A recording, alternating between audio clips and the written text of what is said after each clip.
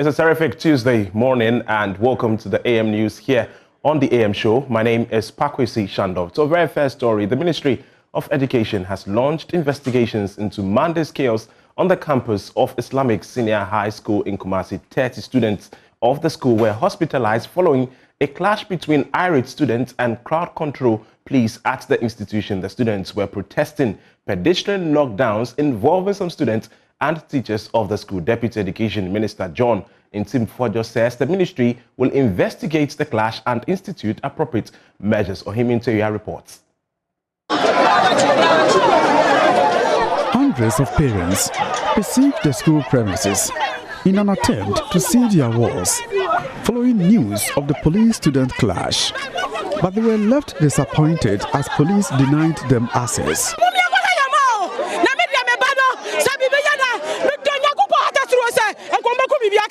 They raised concerns over the school authorities' handling of the matter and threatened to take action against them.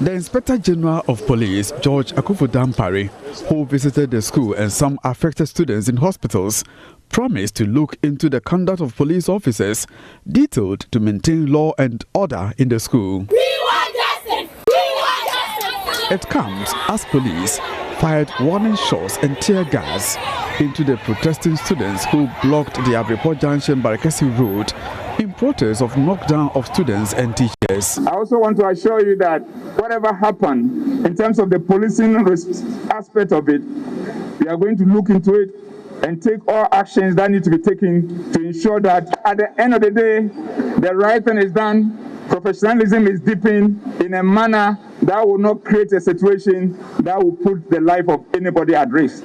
Because as police, we are here to protect life and property, and if we cannot do that, then we might have failed in our duties, in our mandate, and it is something that we don't want to do. So rest assured, we are with you, you are our children, and we'll see to it that you are comforted. We are here to check on you to make sure that you are all right. Reverend Ntimfojo, who led a delegation from the Education Ministry to visit students on admission at the Central Government Hospital, says the incident at the Islamic Senior High School would be investigated. Every incident that occurs in every institution under the Ministry of Education and GS, however minor it is, deserves attention, deserves looking into. Perhaps if there are some lessons going forward. And so on those premise, we are interested to know and to ascertain the facts beyond what we have seen, what happened, if there are some underlying matters that need to be addressed, so that we don't just gloss over the incident here.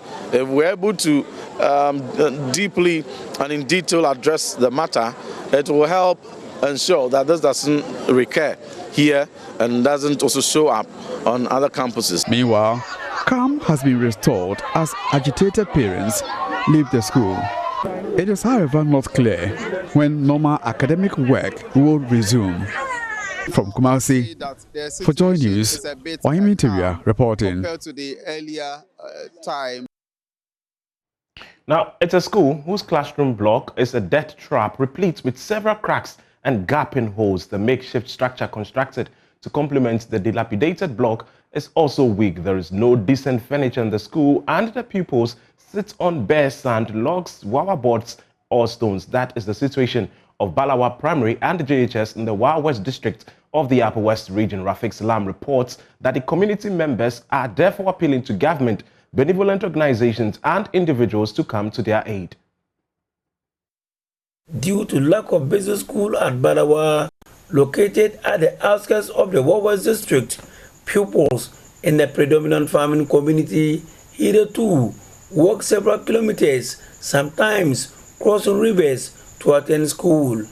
Community members are aware of the importance of education and concerned about the future of their pupils established the Balawa DA Basic School in the year 2012 with 12 pupils. The school was absorbed by the government 3 years later, and several trained teachers were posted to the school. A decade after its establishment, the school's enrollment figures has catapulted to 250 pupils, comprising of 150 boys and 100 girls, with the exception of a 3-unit classroom block which was constructed for them by Dutch philanthropist and retired Catholic missionary Brother Dick. There have not been any change at the school since its establishment. The brick classroom constructed by the community is now a death trap. There are cracks and gaping holes all over the walls. The pupils have outnumbered the classrooms, forcing them to hold classes under a weak makeshift structure that could easily be destroyed by any violent wind or rainstorm. What was this to coordinating director Crispin Jangu agrees the situation is an affront to conducive effective teaching and learning, with a pledge of reporting to the Warwas District Chief Executive for action to be taken. The situation is bad. As you see, this is not a good, conducive environment for teaching, effective teaching and learning. I have seen that, yes. Because at least, apart from this particular 3-unit classroom block that you can talk of as something better, the rest are not in shape. So as I said, I have taken note and I'll present to the DCE maybe the next line of action will be taken. Furthermore, there is no decent furniture in this school. Sitting on the bare sand, stones, wire boards, logs, and broken pieces of cement blocks is the order here during instructional periods. The pupils told me off camera the severe waist pains they have developed as a result of the awkward sitting arrangement. Head teacher of the school, Daud Hussein Munyala, threw more light on their challenges. Though there are no furniture in the school, people have to lie down on the ground in order to write and also to learn. Some sit on the wood, others sit on stones in order to learn. As we don't have place of convenience, sometimes if any of them is menstruating and they need to go and change, it becomes a problem. Others have to go into the bush, and others have to leave classes and go home because they cannot change themselves in the school. Concerned about the plight of the pupils, members of the Balawa community mobilized themselves and constructed 30 benches for the school in order to ameliorate the suffering of the pupils. Crispin Jangu commended the Balawa community for the initiative. Within our plans, as the District Director Education representative indicated, our attention has been drawn that furniture is the critical issue as we have it now. And so we are also making plans to ensure, as part of our annual action plans and budgets, to procure some furniture for distribution district-wide. So, and I believe that once this situation has been mentioned, as I go to report to the DCE, I want to believe that if that furniture is provided, the community may also benefit. Reporting for JoyNews, Rafik Salam, Balawa.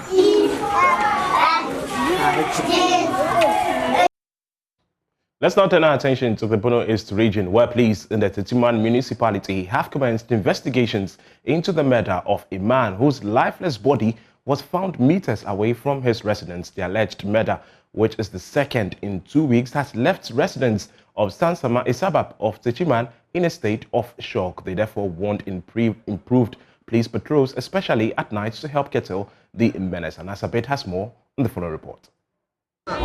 Neighbors of a man who was allegedly killed by unknown assailants in Sansama, a suburb of Techiman in the Bono East region, have expressed shock at his demise. The lifeless body of the man whose name was given as Danny Boy was found at the premises of the Sansama RCDA Basic School, few meters away from his residence. Assemblyman for Sansama electoral area Nuhu Abdrazak said this is the second dead body found within the electoral area in a space of 1 week. This morning around 5:30, I had a call that somebody is dead lying by this the school premises. Upon hearing that call, I rushed to the scene and actually there was a dead body lying down. I called the municipal crime officer. He dispatched his boys and they came around and to also have a look at the dead body. This is not the first incident.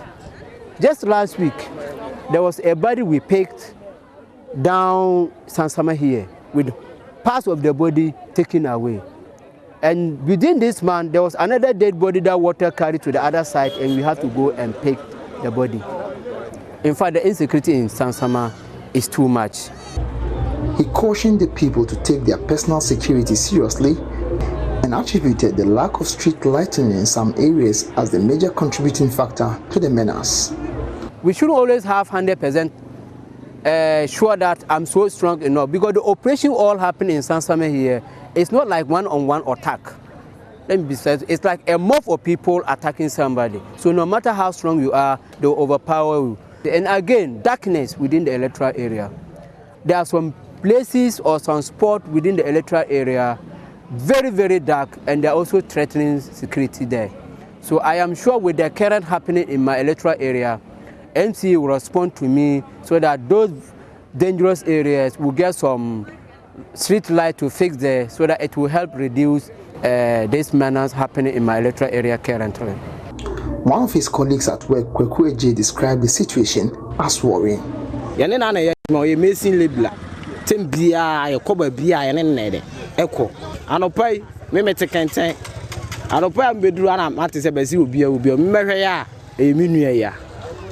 Now we know I am yappy. Sansama hano. Bear mantini, mente ya kurano. Atwasu bear 4 or 3 times. The people who are currently living in a state of fear are, however, appealing for improved security within the area. Currently, anybody who is even bypassing Sansama here has a fear. The person, everybody is traumatized with the current happening. That is to say that they don't know when they kidnap the person, excuse me to say, and when they do the operation. Because this is all the deaths are not natural deaths. So I will again ask crime and the security within the municipality to make sure the measures that were kept in place to reduce this situation should be revived, at least the day and night patrol of police.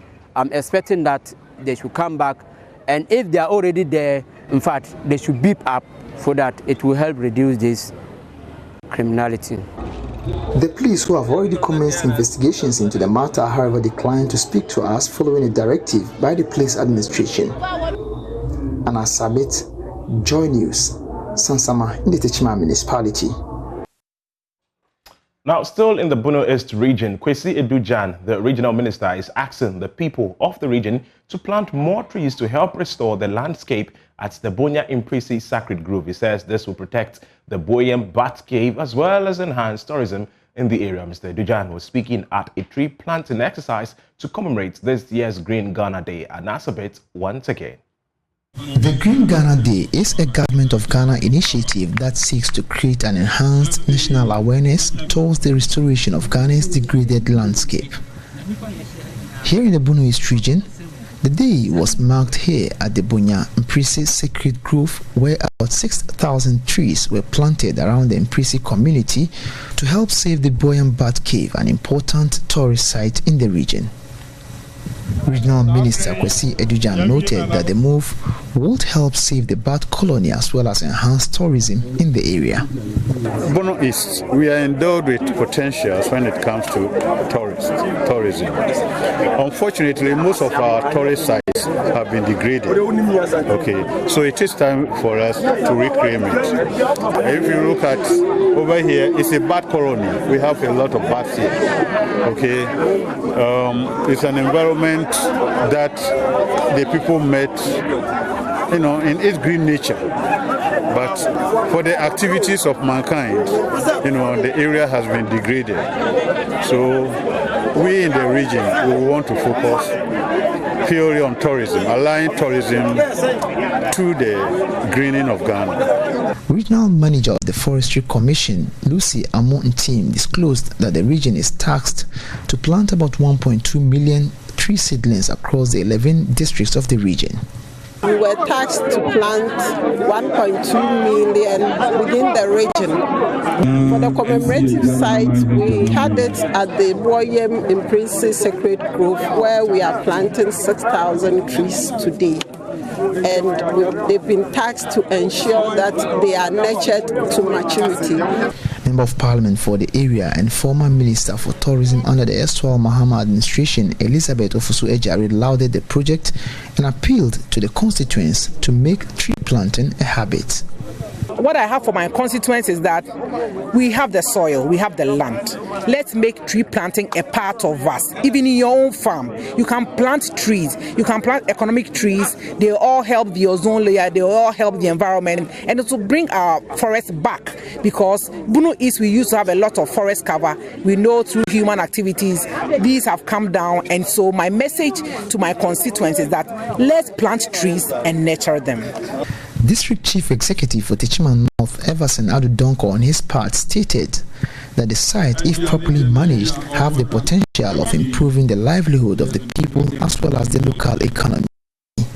Around the Bunu East enclave, it's only Techiman North that is very lucky to have this stretch of land which is being sacred and being preserved, but it has been encroached upon. That's why today we are here. My regional minister agreed upon the initiative that we have to make sure this local economy should be developed. If we are able to develop this local economy, which is a tourist ties, it will bring an income to the assembly, to the community, and the whole entire nation. Anna Sabit, Joy News, Boyem. Let's now return to the capital, where some members of the governing New Patriotic Party want the party to drop John Boadu as General Secretary if it really wants to break the eight. They accuse Mr. Boadu of not being a people's person. These members who have declared their support for Justin Kodia-Frimpong to unseat John Boadu have been explaining why they support him. Marcy Newman was at the party's head office when some aspirants submitted their nomination forms. Here is a report. Some aspirants of the NPP national executive positions, including Justin Frimpong Kodia, Kech Jemfua, and Stephen Ntim, earlier Monday submitted for various positions at the party head office where their supporters had gathered.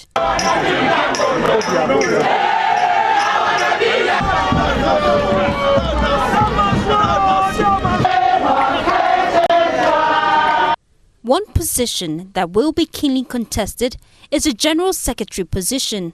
Many believe the incumbent John Boadu will be given a run for his money by other contenders like Justin Frimpong Kodia. Some supporters of Mr. Frimpong Kodia told JoyNews he is the only competent one for the General Secretary position. Justice Kodia is for the youth. And you know, the youth need someone who will listen to us. And he is there for the youth. So we all give him our support. We don't even see him at the office for us to tell him our problem. But for Kodia, anywhere you see him, we have a nickname for him, Okumkom, because he always listens to us and do what we need for us. He's the one can support the youth. When they talk, he's the one listening to them. So that's why everybody, the women and the youth, we want to support him. Also at the party headquarters were women organizers for the various constituencies who had come to support the incumbent national women's organizer, Kech Jemfua. They spoke to JoyNews. She has been a strong pillar for the women's wing of our party. She has been a marvelous organizer of the women. She made the party attractive to women. Kate is a mother. She's a mother for all. And since she became the women organizer, the women's wing has become something new altogether. Women has been given the chance, to also be part of the game. Meanwhile, one of the aspirants for the chairmanship position, Stephen Ntim, reiterated his strategies for breaking the eight. There are a lot of things that I would need to do as national chairman once voted into office.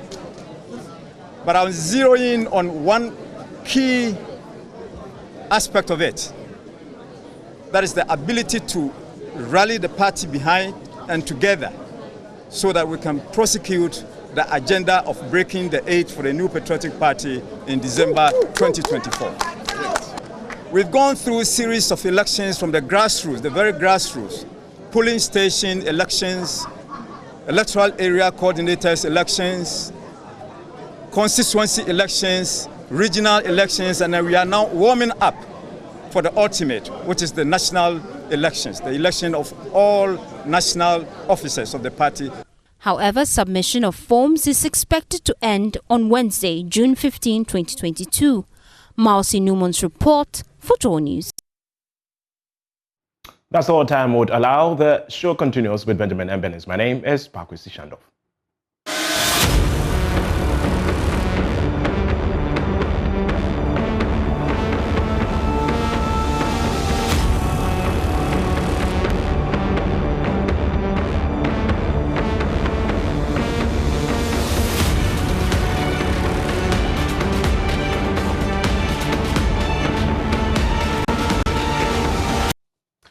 Well, thank you for staying with us. Time now for the news review, and we're joined by Liz Hayfren-Asari, who joins the conversation this morning.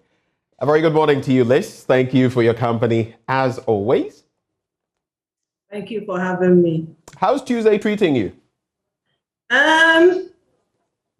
Well, it's good. Once I'm waking up, once the Lord's grace is available, it's a good Tuesday. We thank the Lord. We thank him for his many mercies. Well, let's quickly get into the papers, and later on maybe I'll have you share your thoughts on some very important matters of concern as well. But we start with the Daily Graphic newspaper. Green Ghana exceeds target, over 22 million trees planted, and over 22 million tree seedlings were distributed for planting on the Green Ghana Day last Friday, the Forestry Commission has revealed. Now, although the national target was to plant 20 million seedlings, that is, tree seedlings specifically, 22,671,696 seedlings were distributed across the 16 regions of the country, out of which 40.2% were planted in forest reserves, while the remaining 59.8% were planted on off-reserve areas. Additionally, there were 55 different tree species among the distributed, with 17 million being timber species, 3 million shade trees, while ornamentals and other species accounted for the remaining seedlings. And so that is what we're being told. Pictured here, Benito Wusubio, the Deputy Minister of Lands and Natural Resources, speaking at the conference. But the other side of this entire situation, questions some of us have been raising. Good move, especially considering that a few years ago we were told we had lost 60% of our forest cover. Just about a year ago, 80%.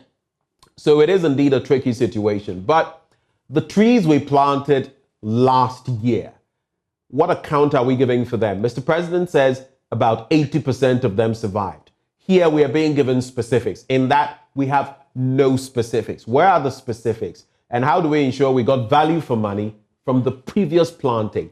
That's what, some of the questions some of us have been raising. Your thoughts?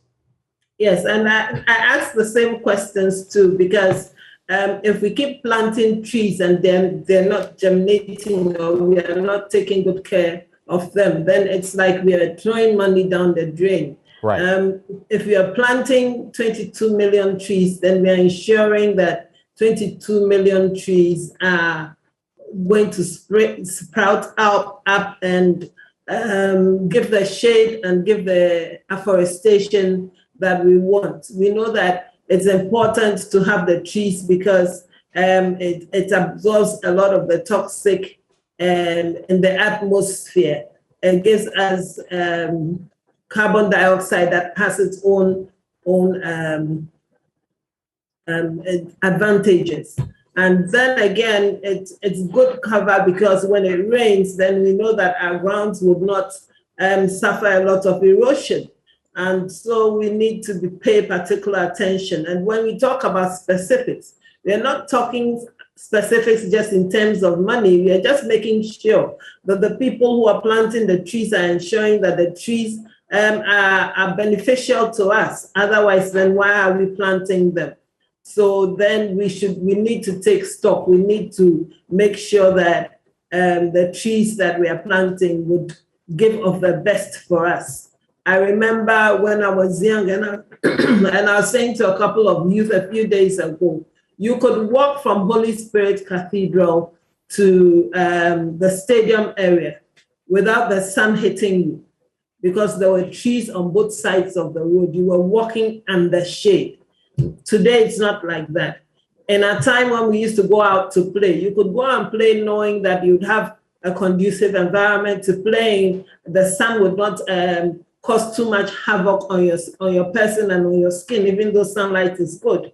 And so there were those things that we had then. Right now, the whole atmosphere looks bare when you're going out. It looks very bare. So it's important to replant the trees that we have cut down. Really important points you're noting. And again, you might even want to, embark on this entire exercise to know where the trees did well, the seedlings did well, and where they did not, and what you can do to, mitigate destruction or whatever of these tree seedlings before they are grown enough in those communities. But it appears we've just been, hopefully the Lands Ministry and the Forestry Commission specifically would be able to give us some more scope on these questions that we're posing. But other stories in the Daily Graphic, were you about to make a comment? Go ahead. I think you said that it's important to know what kinds of soil that we are planting the trees in. Because if we are not taking account of the soil and we are just planting trees anywhere and everywhere where we think that there is space, then we probably would run into losing some of the trees. Well, in other stories, 3 teenagers drowned. There's also repair works on motorway cause heavy traffic, and second quarter graphic business Stanbic Bank breakfast meeting today. I'll bring you more details of that. We'll be bringing you the live event this morning. But let's look at the other stories, 2 major ones on page 16 of the newspaper. So 3 teenagers drowned. That is just a sad development. 3 lives snuffed out just like that. And these 3 teenagers have, in 2 separate incidents, drowned in a swimming pool and a stagnant pool. The 2 incidents occurred at New Aplaku in the Ga South municipality in the Greater Accra region and Asari Krom near Gomwa Budumburam in the Gomwa East district in the Central region last Saturday. Oliver Ayete Tete, 17, a second-year student of the St. John's Grammar School in Accra, and Christabel Ejekumwa, also 17, and a second-year student of the Methodist SHS in Salt Pond in the Central region, got drowned in a swimming pool at the Lion of Judah Foods and Events Center at Aplaku. The third person, Patrick Nyako, 17, a final-year student of the Opaikuma DA Junior High School, was found dead in a stagnant pool left at an abandoned quarry site at Asari Krom. And these are very sad incidents. You would recall a list that in recent times we also had the incident of a man together with his cow, also in some floodwaters and getting electrocuted. Really sad development here. But the police is on the beat, and that is the reports there. Just to add, a distraught Josephine Amwa, Christabel's mother, told journalists that her daughter had left home at about 9 a.m. when Oliver, a family friend, asked her to accompany him to repair his phone at Kaswa. However, she said the 2 failed to return, only for her father to break the news of their death to her later in the night. Really sad, heartbreaking, really. Did you say that they drowned in stagnant water? So these 2, 2 of them drowned in a pool, the other one in stagnant water. Okay, and the pool, I guess, was in a facility. So yes, then the question arises. The Lion of Judah Foods and Events Center at Aplaku. That's where the first one happened with the 2. Yes, and I'm just wondering, don't they have lifeguards on duty? Or they were swimming at a time when they were not supposed to be swimming? I think that the facility has questions to answer. And if they were there, is it that there was nobody around to notice that they were drowning and they could be saved? These things most of the time are worrying, and when you're going out to places, facilities, if they don't have the requisite staff for some of the facilities, and I don't think that the facilities should be operating. I don't think that the swimming pool should be operating if they don't have a lifeguard on standby. But I want to know better particulars. What exactly were they doing there? Was it a weekend? Was it a day when they were supposed to be in school? So there are a lot of questions that are running through my mind, and we will need answers. But for the stagnant water in the quarry, I mean, what was the student doing in the quarry? And if that is a place that has been abandoned, what was he looking for there? I mean, if it has been abandoned, why hasn't it been closed? Why can people go into it? So still, you need to have answers to certain questions. And I think that we should be particular when we are dealing with some of these things, finding out from who owns that quarry, and whether it's functional or it's not functioning. And if it's not functioning, why hasn't it been properly closed?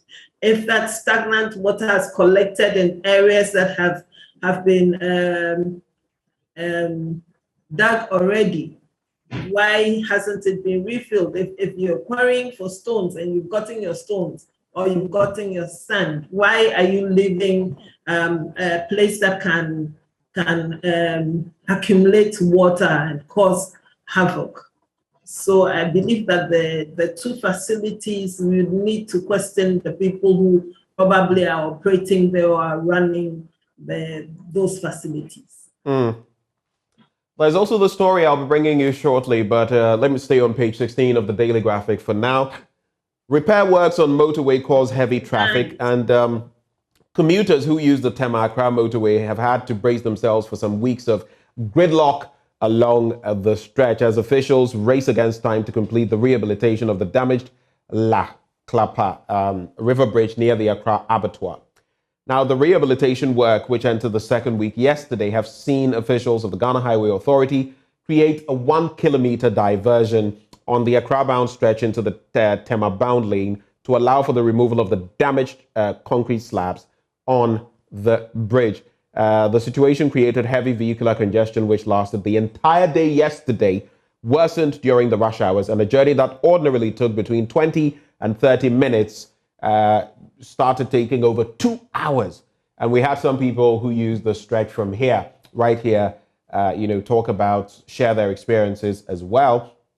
And with the situation affecting the Tema Beach Road, the other Tema Accra routes, drivers had to look for alternative ways to avoid the gridlock on the motorway. But here's the good part. Yesterday, we interacted with some engineers of the Ghana Highways Authority, and they told us, look, once people had suggested that you can do this at night so that at day we don't have to bear the brunt of the repair work. But they said, no, first of all, you have to do the work. The concrete must cure before it is usable. It's impossible right now. So you simply can't use that stretch. You have to use the beach road or other alternative routes. But in the meantime, it's creating some heavy traffic. Mind you, fuel prices have gone up. I didn't notice until I tried filling my tank, I should say, not filled. I attempted and found out that I couldn't because every week or so, every 2 weeks, you realize that what it took you to even fill your tank has increased again. I've moved from around 200, less than 250 now. I'm spending over, almost 500 sometimes to fill my tank. So let's say I attempted filling it. And then it hit me that there had been an increment. We hear there just might be another increment. So considering all these factors, it is hell for people. And we don't have a good transport system. So you decide to park your car and probably get on a bus or a train from Tema to Accra. You definitely have to drive if you want to get where you're going. So then there's a lot more problems that are being caused. And again, in Ghana, we don't know how to pull cars. I mean, if you're a family of 4 and all of you are coming to Accra, everybody has to drive because everybody has different activities to do. And if we had a good transport system, it would help us. Again, repairing the road in the day, and I'm wondering why they started on a Monday. What happened to Saturday, Sunday, when you don't have that many people coming into Accra or going to Tema from Accra? Because if you look at the magnitude of traffic during the weekdays, you realize that a lot of people are coming from Tema and probably outside of Tema to work in Accra, and then they have to go back. But if it's weekends, most of the time you realize that people would rather stay home or would stay in Tema because all their activities would probably be around Tema. So what happened to Saturday and Sunday? When he says that you can't work in the night, I beg to differ because I've realized that most of the countries that do repair works on the roads do them in the night when the roads are not being used. So it is not that they technically can't, but there are logistical issues. But apart from that, the point to be made is that they are saying it's not motorable. It's a bridge they are fixing on the stretch, not the real patch of road. It's a bridge for now that they are fixing with slabs, falling and all of that. And they say once the repair work is ongoing, no one can use the stretch, at least until the concrete cures. That's the whole idea. And if they're the ones who, if it's the roads and highways that is doing that work, why haven't they looked for alternate routes? Why haven't they made it such that it's easier for people to know where to pass? Well, some of that has been done. The problem, I feel, was the lack of proper dissemination of information. So a lot of people were reaching out yesterday only to find out. In fact, people got into the traffic. They got stuck from the Ashaiman end, the overpass and all of that before they realized, oh, this is the situation. So I think it wasn't so much of not letting people know because people always have alternative routes. But the problem was people didn't know ahead of time. And that is why I feel there wasn't proper dissemination of information so that most people would be aware that the work was ongoing. Yes, but still, even if they had done their work properly, then you would have had them put road diversion signs. And then they probably could have had MTTU to help ease the traffic. So people don't have to sit in traffic for 3 hours, leave home early and get to work late. I mean, as a result of no fault of theirs. And it becomes like you're talking about your petrol, sitting in traffic with your engine on, not knowing when you'd move. Costs a lot. Right. And I was listening to you talk about trying to fill your tank and the fact that petrol will be increased again. And yes, but your salary has not been increased. Your salary is still the same. And so you have to manage. And when you're managing, what are you doing? Are you taking from somewhere to fill in some other place so you can still go to work and earn what would not keep you for the month? So I think that when we are rolling out these things, we should be sensitive to the plight of those who use that facility all the time, who use that road, who come from Tema to Accra, who go from Accra to Tema. All the time. And if you're doing something very comprehensive, then you should think about them as well and make sure that you have put in place other measures that will be convenient for the users of the road. Right. Let's do some politics-related news. And in Parliament this week, Finance Minister Ken Ofori-Atta will be briefing the House on the COVID-19 expenditure, and at least some of us can smile at this one. Finally, we'll get more detail when it comes to our COVID-19 expenditure. I feel if we do more of this, that every little bit, for every peswa, we have our leaders accountable, and rendering account to us, holding their feet to the fire. Over time, they'll realize these people know they play. You can't get away with, shoddy procurement this or just putting out this or that. You must give them the facts and the figures. And that is where we, the media, the fourth estate, come in. And by God, we're going to do our work. But positives here, definitely. Many positives. Yes, and I think that it behoves on government to give out information as regularly as possible, because the information is for the people anyway. And if you hold it close to your chest and there's not enough transparency, then there's a lot of speculation. Right. And when people begin to speculate, even if you come and clear the air, their minds are made up already. So it's better to put the information out there if it's not going to cause any problem. I mean, the more transparent you are, the better for you as a government. And again, when you're transparent and people have the information, then they can make the informed choices that they need. And if you keep the information close to your chest and people do not know, anybody can throw anything into the mix and the people won't know any better. Well, let's also look at this one. Tackle Green Ghana projects with all seriousness. I'm just going back a bit to that bit about planting trees. And it's been spoken about, this is an editorial piece, the event versus the process, tree replacement, the role of the citizenry and traditional authorities. But I'd like to link that to this story. Oti region, we know that the regional minister, in recent times, the NDC celebrated June 4. And they planted some trees in a school facility. And interestingly, curiously, this is the response of the Oti Regional Minister, Joseph Makubu, who has ordered the removal of all the trees that were planted, Muntutu, by the opposition NDC as part of the party's celebration. And why? He says the school is it's an educational facility and not appropriate for a tree planting exercise. And he also says that June 4 brings back a lot of negative memories.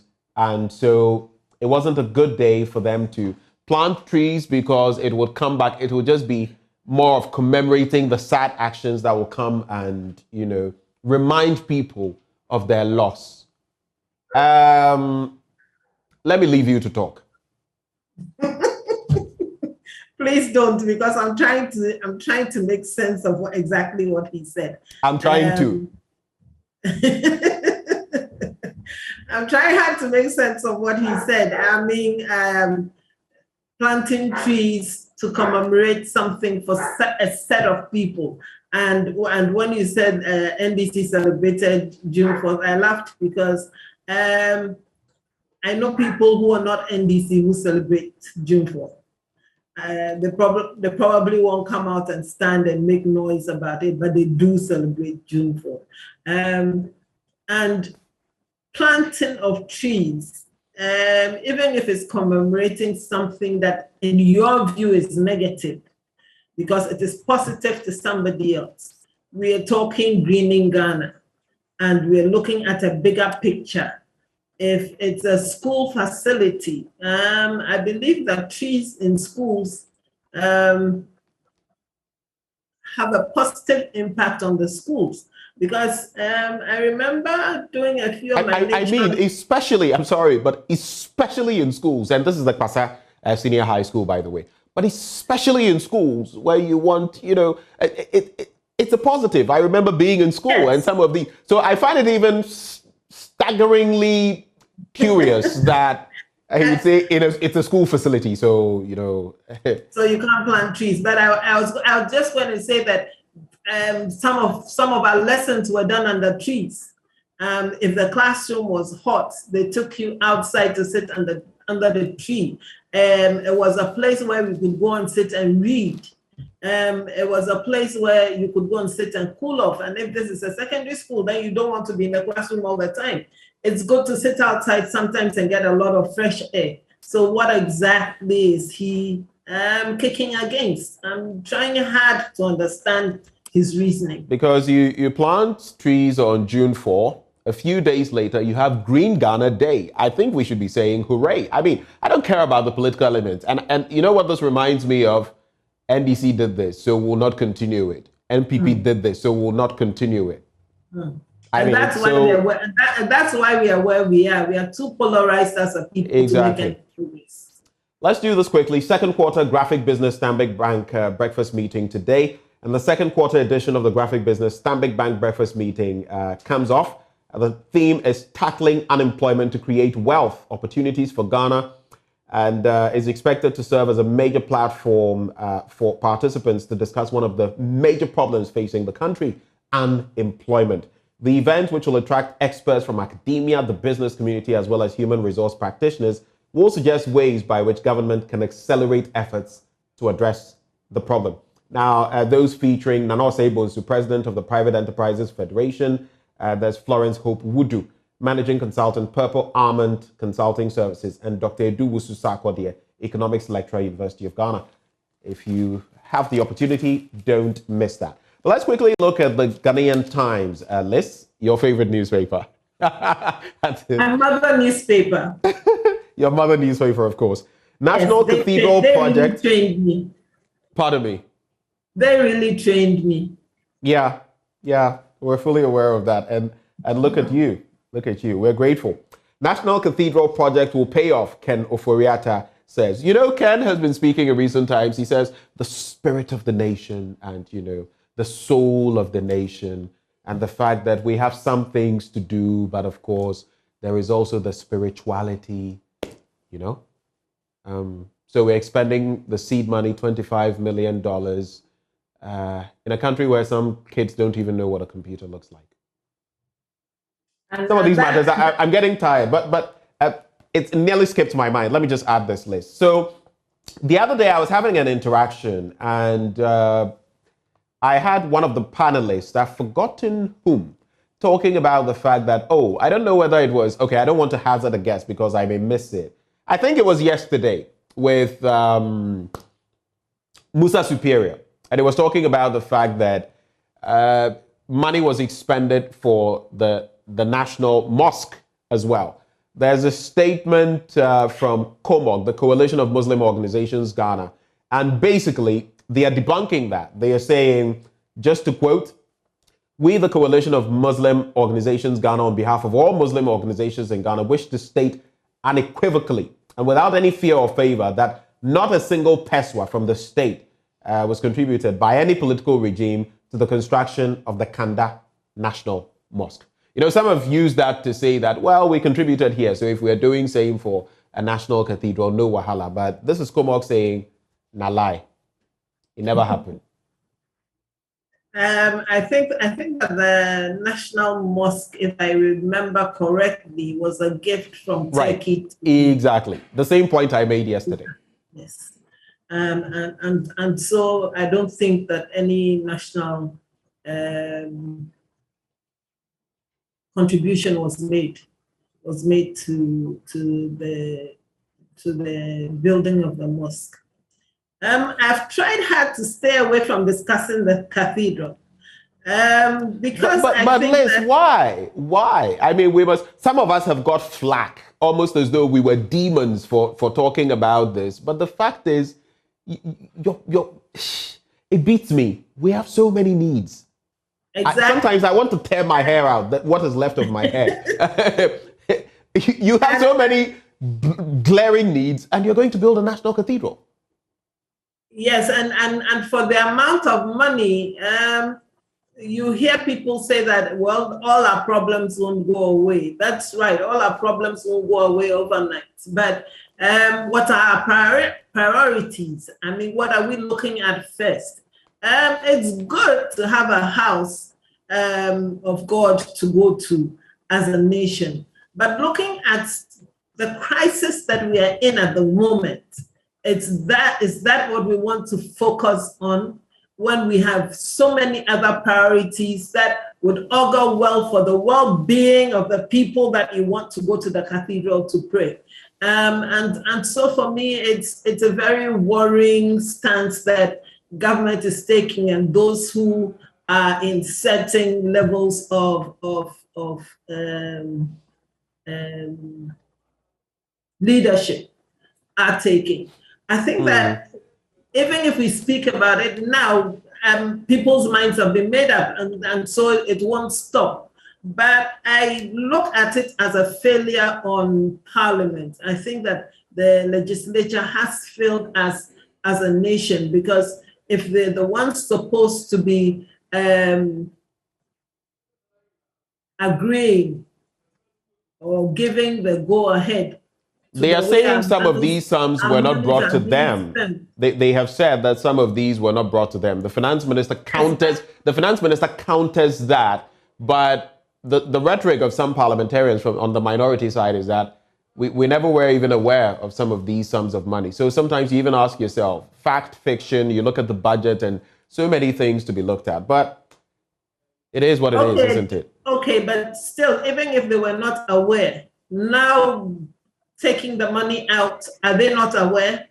I mean, the money has been taken, the money has been spent or is being spent. What are they doing as parliamentarians? Right. Let us not just hear them say. Let us see them do. I mean, can't there be a group that will go and sit at Ministry of Finance and say, no, this and this and this and this is not right? They are representatives, and so they should be speaking for us as a people. And if the people are crying out and saying that they need other priorities to be taken care of instead of the cathedral, why are they sitting and saying that they're not aware instead of acting? All right. Let's wrap on, so I'm just reading these headlines, and you can wrap in some, we have to go in about a minute, so you can wrap on this final issue of the Islamic SHS. The Finder newspaper, just those headlines we've not done yet. Africa needs to build capacity of its workforce. That's according to Nana Akufo-Addo. The Daily Guide, Bawumia cuts off a 167-kilometer highway.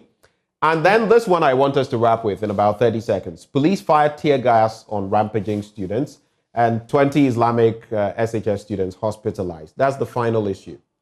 Your take on that?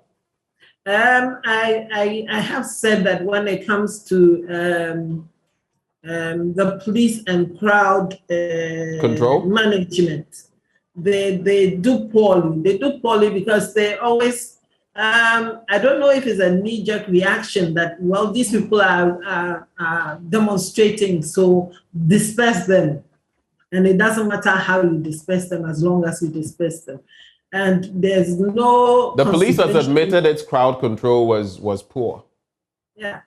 It always is, and you wonder why they can't get a hang of how well to control crowd. Right. I thought that it was one of their expert areas, but they're not doing well in crowd control at all. Okay. And yesterday when I saw the students who were collapsing, I was appalled, because if you have anybody close to you who is suffering from asthma, the person does not want to go near tear gas or any gas for that matter, because anything can just trigger an attack. And right. I'm sure that's what we were seeing a lot of yesterday. And the children collapsing and things like that. I think that the police should up their game when it comes to control. Thank you, Liz, for joining us as always, and do have a beautiful day. Thank you, and you also have a good day.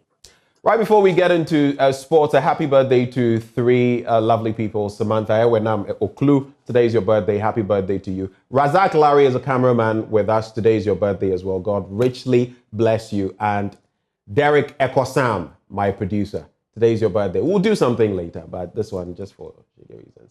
Happy birthday to you, producer one. Up next, sports.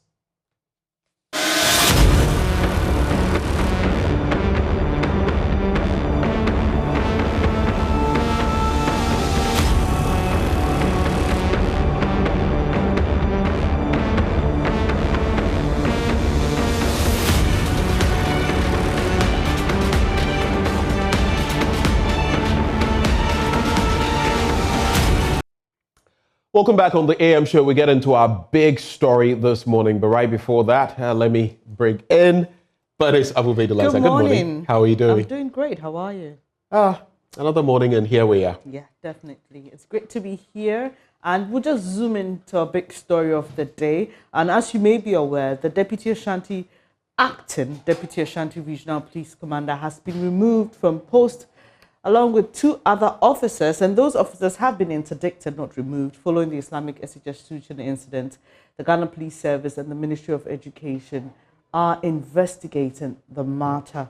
According to the police statement, a psychologist will also offer counseling to students who were traumatized by yesterday's event. It is appropriate to take you back to the school. Our colleague, Ohiming Terrier, who's also with our security desk, has been on the beat since the story broke. Hello, Ohiming. Good morning. How is Islamic SHS doing this morning? Good morning, Bernice. It's a normal day here at the Islamic Senior High School at Ampami in the Swami municipality of the Ashanti region here. Students are trooping in their numbers. Just a while ago, I witnessed a situation where many of the students who are day students entered the school premises here, and some also met their relatives and guardians here. The guardians have traveled all the way from, some of them from the Western North, some from Eastern region, to come and see them after news of the clash between students and police went viral yesterday. I must say I have been speaking to some parents as well who have had the opportunity to meet their wards in school, and they are very, very happy that after all the information that was communicated to some of them, they were actually misinformed that the students, some of them had received gunshot wounds. They came and it's a different story altogether. But one significant, happening here on campus here, I must say, is the presence of the fisherman's rope, as we see here on the main road here. And the information I pick from the residents who live around is that they wake up to the sound of drivers or vehicles plunging into the fisherman's rope mounted on this particular stretch.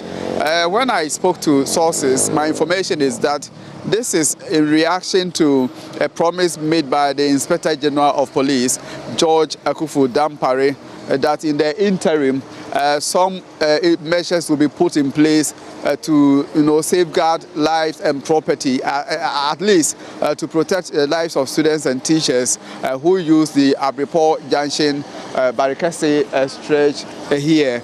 So that is the fisherman's rope in your short. That's the fisherman's rope in your short, and this seems to be creating some sort of inconvenience for the drivers because the drivers who used this particular stretch yesterday did not experience this, but they returned this morning to meet the presence of the fisherman's rope being mounted on the stretch here.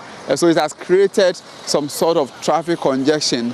Drivers have to slow down when they get to the fisherman's rope, and then once they climb, it also delays the movement of the vehicles here. So it's a normal day, and the information is that the Deputy Education Minister, John Etim Fojo, will also be visiting the Islamic Senior High School, as he did yesterday, to interact with the students and see how to reset academic work back to normalcy here on campus. Ohiming Terrier, talking about normalcy, yesterday we saw parents troop to the school, many of them requesting to see their wards, and some of them taking the borders and insisting that they wanted to take them home. Do we know if any of the parents were successful at that, and when the students who were able to leave are expected to return? Yes, for the parents, they still have that opportunity this morning. Yesterday, it was a bit chaotic, and it became confrontational between some of them and the police officers who manned this particular gate here. As you can see, the gate is open this morning. So what it means is that parents who want to see the awards are given the opportunity to see them and also interact with them as well. So the situation is a bit different from what we witnessed yesterday, where parents had to struggle before they were denied access to the awards. But this morning, the school authorities here have allowed the parents to go in and interact with their students. And I've also been spoken to some of them who say their colleagues who were on admission at the various hospitals have been discharged. So majority of them joined them last night. So what this means is that, yes, the information that most of them were deprived of is when they wanted to know the state or the outcome of the students who were sent outside the campus here to be given treatment. And once they are convinced and rest assured they have seen the awards here, I think that is the joy that some of them are expressing. I spoke to some of them and they are happy and offered thanks given to the Almighty God for safeguarding and protecting the awards here at Islamic Senior High School. Ahiming, thank you for giving us an update on those who were taken to hospital for treatment. Before I let you go, we've been joined by Dr. Adam Bona, a security analyst. We'll be having a conversation on this. But tell me the general mood in Kumasi, because there have been concerns over time about security in Kumasi and this latest act by the police. How are residents reacting to it? Yes, it's been the talk of the town. Many residents are discussing this issue, that this is the very first time that such a bold step has been taken against what the residents say unprofessional conduct of police officers. So they believe that indeed the students, yes, they actually demonstrated, they poured onto the streets, but to hear that police fired warning shots and tear gas and pepper sprayed some of the students, they say these are children who don't deserve the treatment that the police officers detailed here to maintain law and order meted out to them. So they are applauding the decision taken by the Inspector General of Police.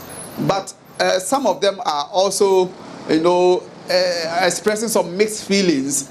They believe that the officers interdicted might not be the real ones who carried out or perpetrated the act against the students. So they want the Inspector General of Police to extend the investigations and investigate thoroughly to ensure all those who are culpable are brought to book, so that those who are found not to have committed any wrongdoing will be exonerated and then brought back to their post. So there are some sort of mixed feelings. Some have, soft spot for some of the senior police officers who have been interdicted, describing some of the officers as very professional, hardworking, as far as the security in the region and maintenance of peace in the Ashanti region is concerned. Ohiming, we'll leave it here for now. That's my colleague Ohiming Terry of our security desk giving us updates on what's happening at the Islamic SHS this morning. We've been told that some fisherman's rope has been placed on the road as a temporary measure to slow down vehicles. We know that's the cause of the protest in the first place, which led to the clash between the police and the students. And we will be getting more from Ohiming Terry, even as we hear that the Deputy Education Minister will be visiting the school again this morning. But let's bring in Dr. Adam Bona, a security analyst. Thank you for joining us this morning. Let's start off from where Ohiming left.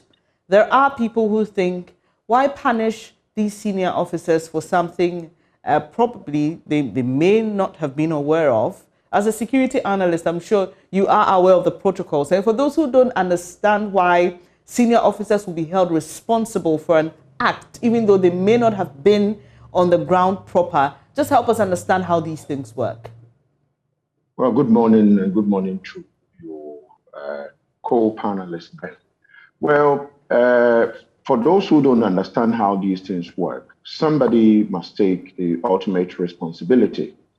And if you take any police in this country, I mean, the police have 18 regions, including Tema as a region that is manned by a regional commander, a senior police officer.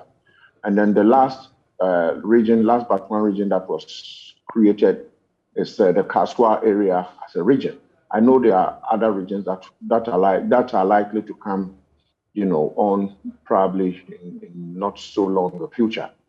And so for the Ashanti region, usually would have the regional commander, the 2 IC, divisional commanders, depending on how many divisions, and then district commander station, and it comes down to the police post. And so for a demonstration like this, somebody definitely, a call we put into their monitoring room or the control room, somebody goes on there, and somebody would have to do an assessment before doing deployment. So somebody would have done the deployment. And as you saw in the police release, it says the acting Ashanti regional commander, police commander, it means that the substantive regional commander, either he's on leave or he's, traveled outside the jurisdiction, or he's ill, something. He's not around.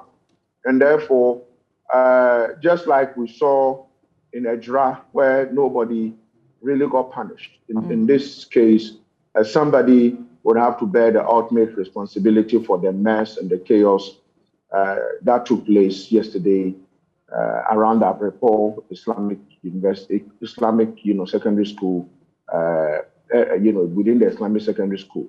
And so as far as I'm concerned, the directive is up, the directive is right. And so I am believing that the acting regional commander as is being removed. I want to say that when they say within the security, when they say you are removed, it means that you are no longer in that position, either substantive or acting. So he's going to be removed to a different location, either to the police headquarters or another region. And so as far as I'm concerned, these are the facts. And usually these things are done to ensure that, other regional commanders and their deputies, divisional district commanders who are watching, take, responsibility for things that go well, and things that don't go well, they also bear that responsibility. Dr. Bonner, Benjamin here. I just have a quick follow-up. So for those who think that this is the way, another enterprise where the police is trying to shield their own in terms of whatever investigations may follow, I mean, how do you react to that? Because some are suggesting it is an attempt to shield DCOP Kwesi Akomia Apreku, and that's why he's been removed. How do you respond to such comments? No, I don't think so. I mean, we were all in this country when Ejra happened. We were here. Some of us went to the market, shouting, doing the analysis and talking about it. Do you remember if there was such a release when Ejra happened? No. Ejra, people die. Innocent people die. And anytime I talk about it, sometimes I become emotional, because then for the police to have, stand down and ask the military to go in when it was just the young people not happy about Kaka's death, and soldiers coming in and gunning down some of them, and nobody got punished. Nobody got punished. I think that somebody would have to be responsible. And so as far as I'm concerned, it is not, if you ask, I'm not holding brief for the police administration, but this is part of their SOPs. I mean, it's part of it. Somebody would have to. And if removing Ashanti region, if you take the Greater Accra region, the second most important police region is the Ashanti region. If you don't know, if you take the Greater Accra region, where the Inspector General of Police himself has his office, and then probably you have the regional commander, the second most important police region in this country is Ashanti region.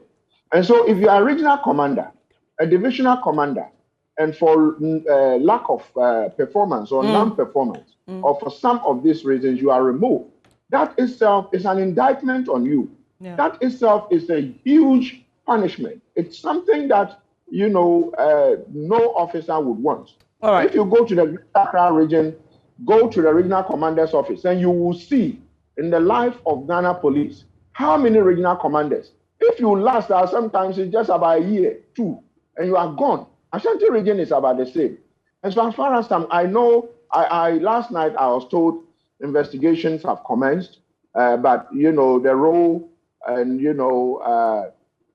some of them did not play. And I suspect that even as the things became murkier, usually you expect officers probably to move to the grounds. Probably some of these things were not done. Senior officers to go calm tension and probably calm nerves. But if some of these things are not done, then quickly, what you do to further let the citizens around the place and those who are affected know something is getting done is to ask those who have to move out of the area, move, sometimes for their own safety, and also the interdiction. It is apt, it's good. All right, Dr. Bona, investigations sorry to interject. We would have to wrap up shortly, but it's just interesting to note that with the removal from position, we are not sure if it is removal of position as acting regional commander or deputy regional commander. There's still some clarity that we need here. Also because the other persons interdicted were not removed from position. Dr. Bona, we would have to unfortunately wrap up the conversation now, but we will touch base with you once again when investigations are concluded or when we get more information on this incident. Benjamin. Well, from that security-related situation, we'll be bringing you more on that, but we have the Graphic Business Stanbic Bank breakfast meeting. It's taking place at the Movenpick Ambassador Hotel. The theme is tackling unemployment to create wealth opportunities for Ghana. We go live now on the ground with our crew there as we find out what is happening. Daryl Kwao is standing by. Daryl, good morning to you. Great to have you join on air on JoyNews. My name is Daryl Kwao. And this edition, we are tackling the teething problem of unemployment here in this country. And so the theme for this morning's discussion is tackling unemployment to create wealth. We expect President of the Private Enterprises Federation, Nana Osei-Bonsu here, also Florence Hope Wudu, who is managing consultant, Purple Almond Consulting Services, and Dr. Edu Susakodia, an economist, lecturer with the University of Ghana, to tackle this problem that we have faced over the years. And I just want to read some statistics from the Ghana Statistical Service as published by Graphic Business Online, which shows that the rate of people who are available for work but unable to find jobs doubled to 13.4% in 2021, and that's from 5.3% recorded in 2010. And the 2021 figure, which was announced in the general report on the 2021 population housing census, is now the highest since 1984. The highest since 1984, when the country's unemployment data was first reported. So it tells you the sort of crisis we are in when it comes to jobs in the country. And to discuss this further, as we look ahead to the discussion this morning, is Charles Daniel Kojo-Poku, who is a senior lecturer and economist, Deputy Quality Assurance Director at Methodist University, also Eric Amponsa-Boateng, tax consultant and an economist. I'm happy to have you on board to discuss this issue with unemployment in the country. So I want to start with you. You heard me read the stats there, Mr. Boateng. We are in a very critical situation when it comes to unemployment in the country. You agree? Yes. And good morning to your listeners and viewers. I think that we are, and rightly so, because if you look at the topic or the theme for the event this morning, we want to be able to tackle unemployment. And I think that before we can do that as a nation, we must know the causes.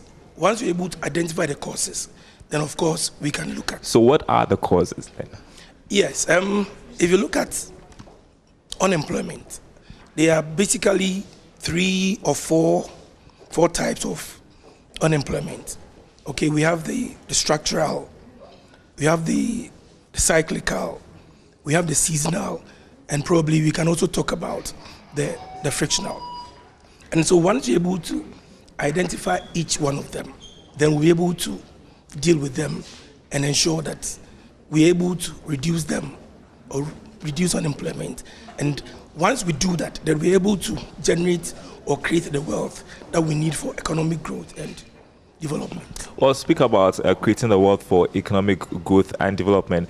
Tell us, Mr. Opoku, what sort of economic burden it is for us that we have so many people who do not have jobs in the country. All right, thank you very much. This is a problem that probably we have created ourselves. We as a nation, we continue to create it. And until we come to terms with it, like my brother said, we'll be adding more and more. How have we created the unemployment situation? We have changed our educational system in such a way that when somebody has gone to school, even at SS, he or she thinks that there are certain jobs he should not do. Get to America, get to UK, and you find somebody who is a tractor operator, but he has a degree. Come to Ghana, let someone who has a degree go and say, I'm going to drive a tractor. Listen to what people will say. So because of that, we have a certain mentality that certain jobs are meant for certain people. Mm-hmm. And so this unemployment rate we are talking about, 13.something%, it is possible, it is even more than that, it is higher than that. The reason is that there are people who have specific jobs in mind. And therefore, if they don't get those jobs, they are not prepared to take any other job. Technically, those people should not be counted as unemployed. When you are talking of unemployment, you have decided that you don't want to work. God, there is work. Why do you want to say, I want to operate only lighting system in Ghana, when you could have done something else? Well, they can't be blamed if the system is structured to make them want to work. For instance, let's say work in an office rather than maybe do something that is technical or vocational. That is why I said we have created it. The mindset, we should fine-tune mindset. How come that a student will go and do something like catering in school? Then you finish and you apply for a job at the bank. Is something wrong with you? Catering is a skill you have developed. And therefore, you have to go and create an avenue to even employ other people. And you want to go and sit at the bank and do what? Do we cook at the bank? But because this person knows somebody, that person will be picked ahead of somebody who did banking course, who did accounting course, who probably did economics, because he doesn't know anybody. Even those people are struggling to find jobs. Yes, I know. But there are people who are crisscrossing all over the place.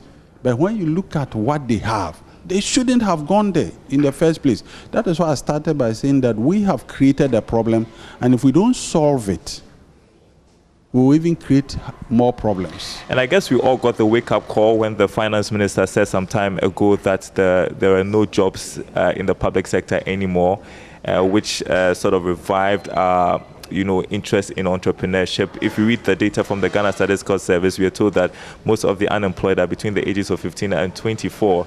And so now the government has started this You Start initiative to get young people to think entrepreneurial. To what extent would this help, Mr. Wating, in tackling the situation of joblessness? Okay. Well, I will say that we must look at the policies that we have as a nation. Like he mentioned, what kind of education do we need? What kind of training do we need? Yes, I was happy a few years ago when the government decided to upgrade the polytechnics into technical universities.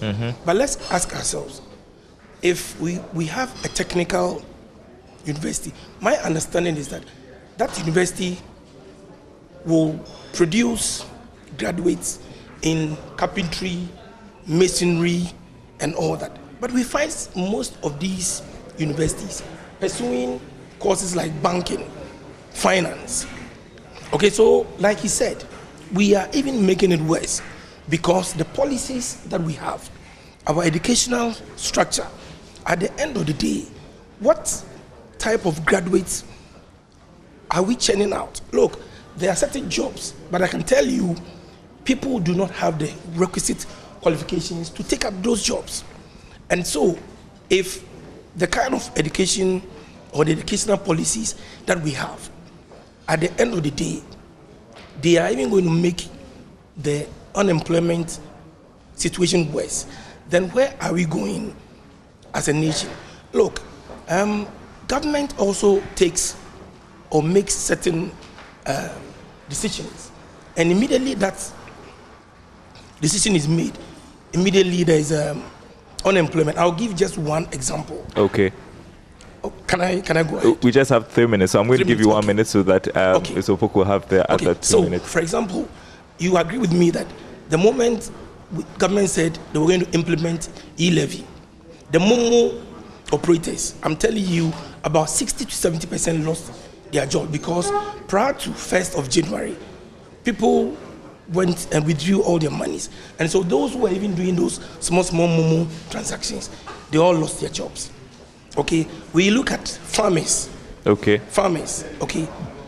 In Ghana, because we don't have irrigational schemes, farming only takes place within a certain part of the year, because it's not all year round, because they don't even have the water, and yet we spend money on, on needless things. And so I think that if we're going to deal with unemployment, it lies on the government. And I've said that government cannot employ everybody, but government must make sure that there's an enabling environment for individuals, for businesses to thrive, because it's only when that happens that we can expand and even employ more people. And don't forget, at the end of the day, when we employ more people, okay, we are going to benefit from the taxes that the employees pay.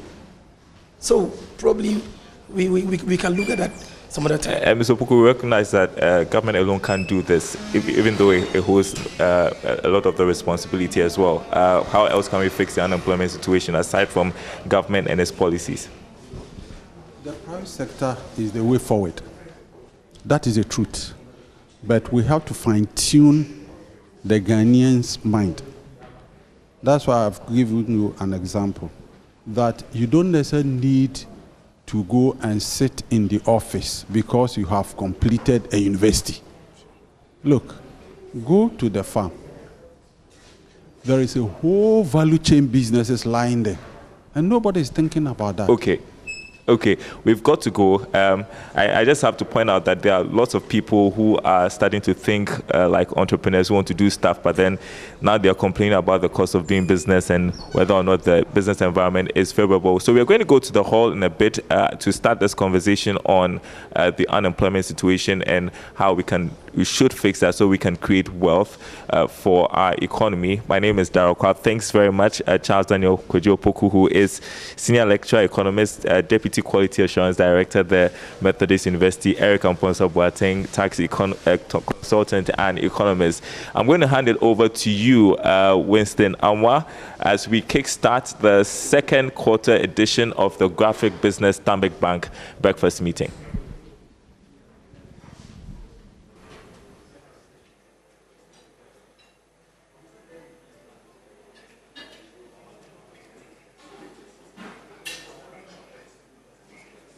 Newspaper company owned by a British national would frustrate their fight for independence from Britain. Graphic Communications Group Limited, or GCGL, was established as a private business in 1950 by the Daily Mirror Group of Britain. At that time, is tackling the unemployment situation in the country. How do we fix it to create wealth? You know that we are not in normal times. As I pointed out, we've seen the numbers double over a decade. From 5.3%, we are doing over 13%, and the situation is going to get dire in the coming years if we do not fix it. And so it's an important conversation to have. And as you heard Charles Opoku say, we have to start by tuning our minds, because most people think that they have to work in an office after school when there are opportunities elsewhere to work. We heard our panelists talk about the educational system and how we need to, sort of transform it or, restructure it so that we are giving people opportunities to do staff in different sectors of the economy that we can't find the jobs. We've talked about government policies and how government can also help in that regard. We know that the government has started the Youth Start initiative, which is supposed to get young people to think like entrepreneurs, to start something. The Finance Minister, Ken Ofori-Atta, already indicating that the public sector jobs are choked. I mean, you wouldn't get opportunity anywhere. And so it is a wake-up call for young people who want to start jobs. Right? Even as we talk about that, you also have to think about whether we have the enabling environment for these young people to be able to even start their businesses. And, you know, when they're able to do that, they create jobs for other people. And so it is a conversation to have this morning. So I'm told we can connect to the hall right now where Sansama is getting ready to kickstart the second quarter edition of the Graphic Business Stanbic Bank Breakfast Meeting. All right, a very good morning to all of you, and thanks to all of you for making time to be here for the quarter two edition of the Graphic Business Stanbic Bank Breakfast Meeting, themed Tackling Unemployment to Create Wealth Opportunities for Ghana.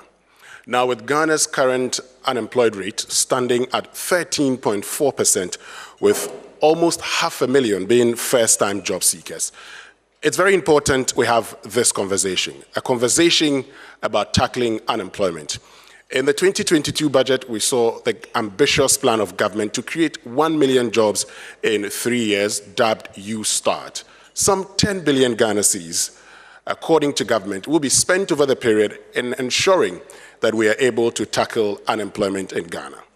This will not be the first time we have tried or attempted to tackle unemployment in Ghana.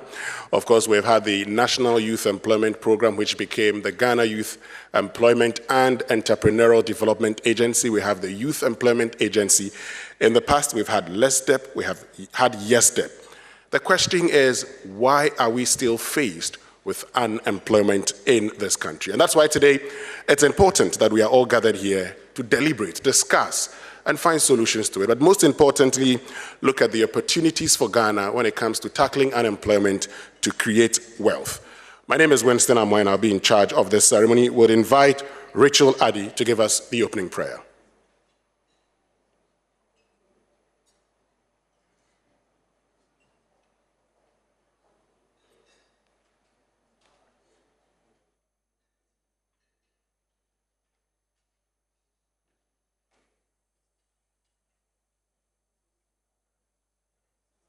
Shall we please pray? Father, in the mighty name of Jesus, we are so much grateful unto you. We thank you for this gathering. Spirit of the living God, we invite your presence here. We pray for wisdom, knowledge, and understanding, and divine protection. We pray, oh God, that as we discuss these unemployment issues of our nation, we pray, oh God, may this discussion bring growth in our lives, in our businesses, and in our nation. We declare the meeting open in the name of the Father, the Son, and of the Holy Ghost. Amen. Amen. Right, so let's continue. And let me just say that we have, as you get seated, we have feedback sheets on your table. So in the course of the program, you could kindly fill the feedback sheets, and so we can pick it after the end of the program. We now have the welcome address by the editor of Graphic Communications Group, Kobi Asma. Is he here, Kobi?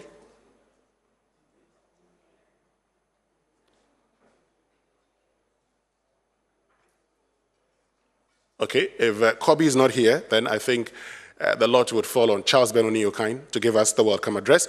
Let's welcome him with a round of applause.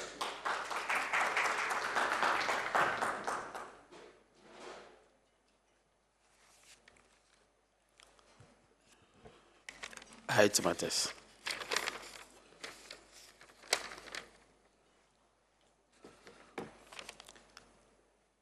Mr. Chairman, my MD and board chair, CEO of Stanbic, distinguished panelists and speakers, invited guests, ladies and gentlemen. Please allow me to welcome you with a small story. As an adjunct lecturer some time back, before I retired, don't ask me my age, a couple of years back, anytime I stood before my students I asked them, so where are you guys going after school? This question often shocked them, but my reason was simple. Everywhere seemed choked. There are no jobs in their chosen fields, and I gravely worry about our young, energetic guys, and I worry about our ladies, so young, fresh, yet vulnerable. Last year, the Ghana Statistical Service released its 2021 Housing and Population Census report. Part of the report revealed that the unemployment rate in the country stands at about 13.4%. That was triple the rate compared to last decade. In a chat with some statisticians, they claim that the actual rate is rather 3 times higher than what was reported. But it was based on an ILO methodology. That's why we have our 13.4%. This is not to say that the GSS report is wrong, but we leave that discussion for another day. Mr. Chairman, the bottom line is that the unemployment canker is real and hurting. It is getting worse by the day, and something needs to be done about it. It is against this background that we at Graphic Business, the business agenda setters, in collaboration with our partners, Stanbic Bank, deemed it fit to brainstorm to help shape government policy in this direction. Mr. Chairman, today our theme is tackling unemployment to create wealth, opportunities for Ghana. To help do justice to this theme, we have assembled some of the finest brains to deal with the theme, broken down into 3 perspectives. First, we look at the causes and sources of unemployment. This will be handled by Dr. Edu Owusu-Sarkodie, an economics lecturer, University of Ghana. The second is existing and new opportunities, which will be done by Ms. Florence Hope Hudu, managing consultant, Purple Almond Consulting Services. And the third is avenues for jobs creation, avenues for jobs and wealth creation, to be tackled by our own good friend and a very good friend of the media, Nana Osei-Bonsu, is the president of Private Enterprises Federation. Mr. Chairman, distinguished guests, ladies and gentlemen, on behalf of the management and staff at Graphic, my powerful team at Graphic Business, let me mention some of their names: Amma, Maxwell, Bruce, McLean, Kester, and Nyedu. I welcome you all to this August function. May the words of our mouth and the meditations of our hearts be acceptable only unto God. Please enjoy the program. Thank you.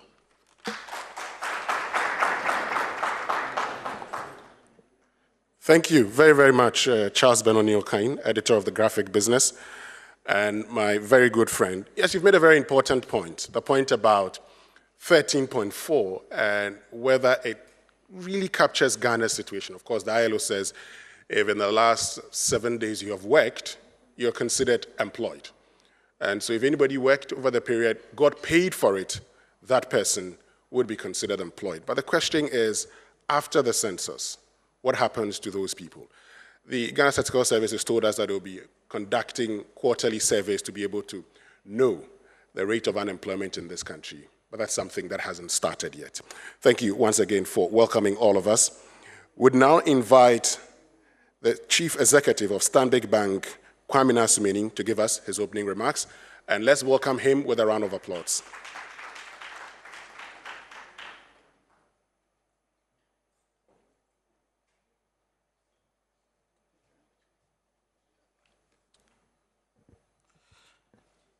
Mr. Chair, the team from Graphic Corporation, our partners from Multimedia, distinguished guests, ladies and gentlemen, I'd like to welcome you very warmly to this latest edition of the Stanbic Graphic Business Series. A big thank you to the Graphic Corporation for always bringing pressing topics to the fore and for partnering with Stanbic to gather some intuitive minds to discuss issues facing the Ghanaian community. And this morning, that issue is unemployment. We should first acknowledge the issue of integrity around the data, and I believe my friend Charles highlighted that. Whilst there appears to be some inconsistency on the figures, one thing is not up for debate: the fact that unemployment is a problem. We can all agree on its significant socio-economic impact on our community. We can collaborate our thinking on how this issue can be mitigated in our own spheres of influence, and that is why we're here this morning. At Stanbic Bank, our brand promise centers around finding new ways to make dreams possible.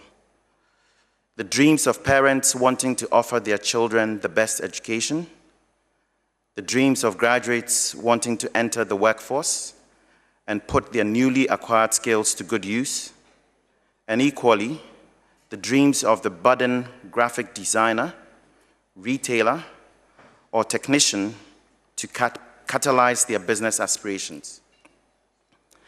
In the absence of having an offer of employment from an established institution, we should expect to support those who are willing and able to create their own marketplace and employment opportunities. We as a society are often at a risk of associating unemployment with the youth. And yes, it is a problem which our young adult citizens contend with all too often. However, unemployment doesn't necessarily know a specific age. We see older adults in our community who either haven't been able to acquire the right skills and training to apply to a vocation, or those who have struggled to match their existing skill set to the opportunities available in the job market. Where those working-age adults are concerned, we at Stanbic are superbly positioned to support entrepreneurs with fueling their dreams, which lead to individual business development and Ghana's overall economic growth. After all, a significant part of our business caters towards the needs of small and medium-sized enterprises. Our clients benefit directly, not just from us offering suitable financial products to support their businesses, but also from us taking a genuine interest in enabling their work through skills support. Those who do not yet have the privilege of serving as our clients similarly benefit from our CSI initiatives, our corporate social investment initiatives, which have entrepreneurship as a key pillar. Mr. Chairman, our Stanbic Bank incubator was birthed for this precise reason. In 2020, the bank hosted 47 capacity building sessions that impact a total of 2,498 participants. We also hosted 52 coaching and mentoring sessions. In total, 380 small to medium-sized enterprises and startups directly benefited from these training programs. It would be remiss of us not to acknowledge the role that digitization plays in the evolution of the jobs market. As a world, we are consuming more products and services than ever before, which have digital and electronic components. As a result, the opportunities for formal and self-employment are becoming increasingly skewed towards individuals who possess the skills which contribute to digital economies and ecosystems. We can glean inspiration from nations which have built entire employment sectors centered around digitization. These are countries such as Kenya, Egypt, South Africa, and Rwanda. Increasingly, we must all keep our noses pressed against the window of digitization. Job market entrants need digital skills to get a foot in the door. Employees across all sectors, without exception, need to leverage on their digital capabilities in order to thrive in the workplace. Businesses need to embrace digital ways of working to keep up with the competition. And overall, our society expands and prospers at an accelerated pace as a result. This is why at Stanbic we have placed STEM education at the core of our CSI endeavors. We are preoccupied with contributing towards the success of those wishing to study STEM subjects and work in STEM spaces. We believe that with a little help from us, if we can, the power to effect change and inspire prosperity is closer than we would dare to dream. Solving the unemployment problem might take its roots in asking and answering a series of questions. How does our domestic education system serve us and our youth in preparing for either structured employment or entrepreneurship? How might we, in our own sectors and spheres of influence, make a dent in the country's unemployment figures? Hopefully, today's discussion will open up some sharing of perspectives and solutions and will equally shift the needle in answering some of these crucial questions. We are looking forward to a very engaging discussion where we can share ideas and perspectives on the matter of unemployment. Thank you very much.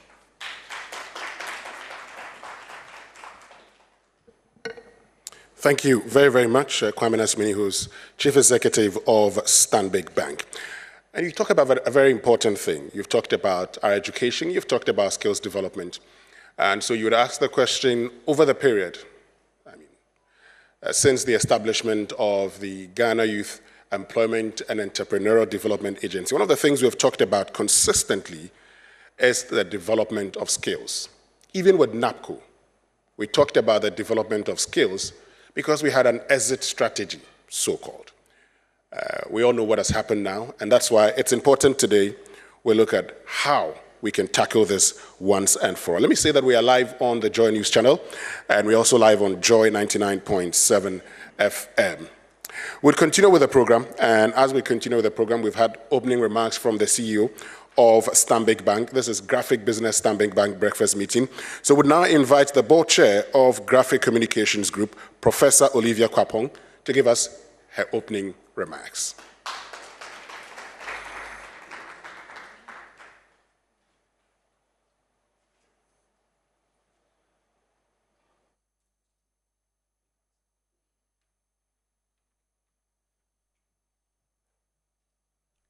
Thank you very much. Is it good?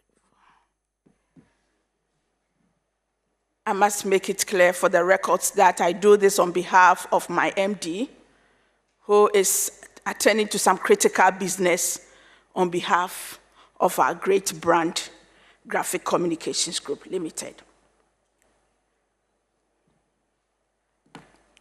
Mr. George Owusu-Ansah, the chairperson, who will be introduced very soon to moderate the session and guide the process for us. CEO of Stanbic Bank, Mr. Kwame Nasmini, who has given us that insightful presentation. Distinguished panel members who would give us great thoughts and ideas to take away.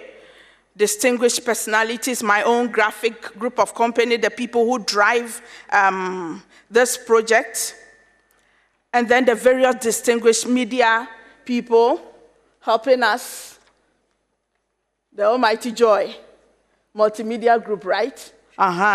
We thank you very much for this partnership and all distinguished personalities who have made this program and this brand a success. It's very insightful to be here once again to discuss a very passionate theme, which is about youth unemployment. And I like the way Mr. Asmeni mentioned that it's not an issue of the youth. And it's really so. It's about all of us, including with the professors. We need to create opportunities to create wealth in all corners and how we can spread the resources and make sure that people that we engage and encounter with in any corner of our country benefit from the wealth that we all create. And therefore, I am happy to be part of this this discussion, the discourse that we're going to have. And as I was listening also to Mr. Smenin, I also make my note for myself as a professor of the University of Ghana. Sometimes people will say that we, the teachers, are the people who create the unemployment, and therefore people in the industry would look forward to the opportunity for us to collaborate with you, be very practical in our approach, such that when our students graduate, even before they leave our walls, they have already set up their own businesses and creating wealth already. It is unfortunate that it's in our part of the world that when we put our kids in school, we feel that all that they should do is to study. But interestingly, the advanced communities, right from high school, you are working and you are studying. You drop your kid in school, you pick them from school, and then you go to the next, you go to Walmart, and the person checking you out is a secondary school student. And our students go to school abroad and work and study. On-campus work, off-campus work, are opportunities that they have all around them. But unfortunately, you don't find our students working in our libraries. You don't find them making photocopies for us. You go to the restaurant and you don't find our students serving us. And it's like the illiterate mom in the village should bring the momo for the everything that the student need for the data and all of that, when there is opportunities all around us. How do we send our students to the Medina market to learn how the market women are packaging contemporary, so that the person will study and say that when I finish school, I see that there's so much demand for contemporary, and I will produce contemporary, and I will package it so well, and I will put it in a nice environment, and I will even go to the offices and sell fresh contemporary to create wealth out of that. And I feel that if we mean the business, this is how practical we must become. And that excites me about the discussion that we were having whilst we were waiting to get in here with Mr. Owusu and said that, how do we walk the talk? We talk too much and we do little. But the doers don't really talk. They just sit quietly, and before you realize, they are giving you evidence and results. And I feel that is, I don't want the government should, the government this. No, the government cannot. The government is one entity, and we are more than the government. And therefore, the onus is on us, industry, academia, informal sector, private sector, whatever you want to call it, including my own big brand Graphic. Our discussion is that, after beyond this, how do we take your strategies and then set it up and come up with a practical intervention? We build their capacity, we set them up, we create opportunities, we monitor them, we guide them, we give leadership, we give direction. So that all those, the retired, taking Mr. Sumeni's word, the retirees, the public workers who feel that the salary is small, the unemployed adults, young and old, whatever, we will find ways to make the best of the resources that are wasting around us. The rainfall, the forest, and all the big things, the sunlight that the mighty God has given to us. How do we harness it to create wealth in our dear country? I wish you all the best.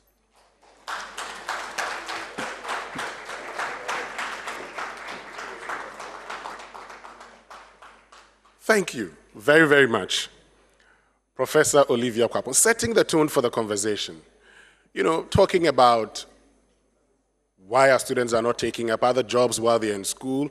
Why is it that you walk to the library and not find students there, walking to the restaurants and not finding students there? Fantastic points.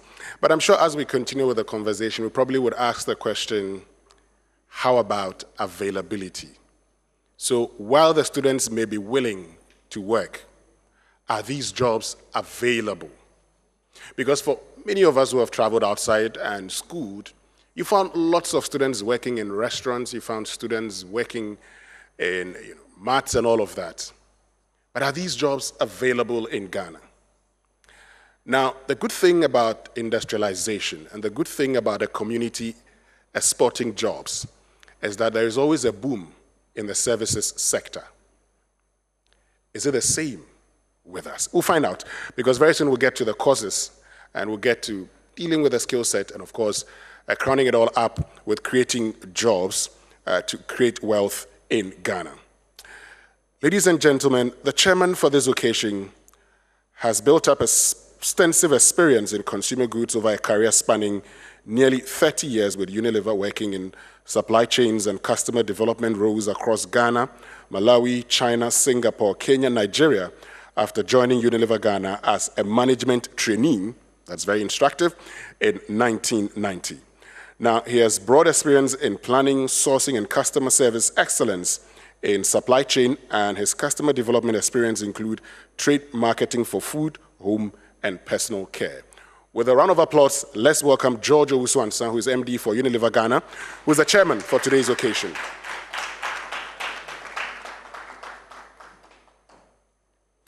And he shall now give us his opening remarks.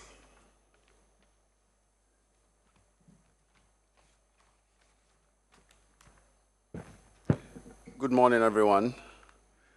And first, let me start, Winston, by thanking you for the very gracious and kind introduction.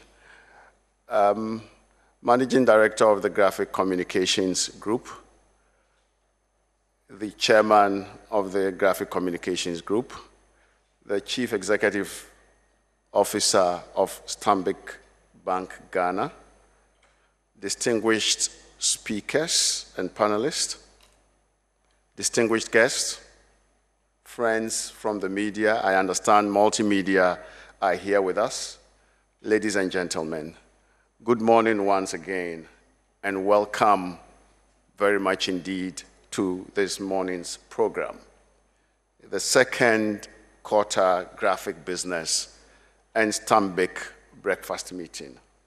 And as already introduced, under the very appropriate theme, tackling unemployment to create wealth, opportunities for Ghana.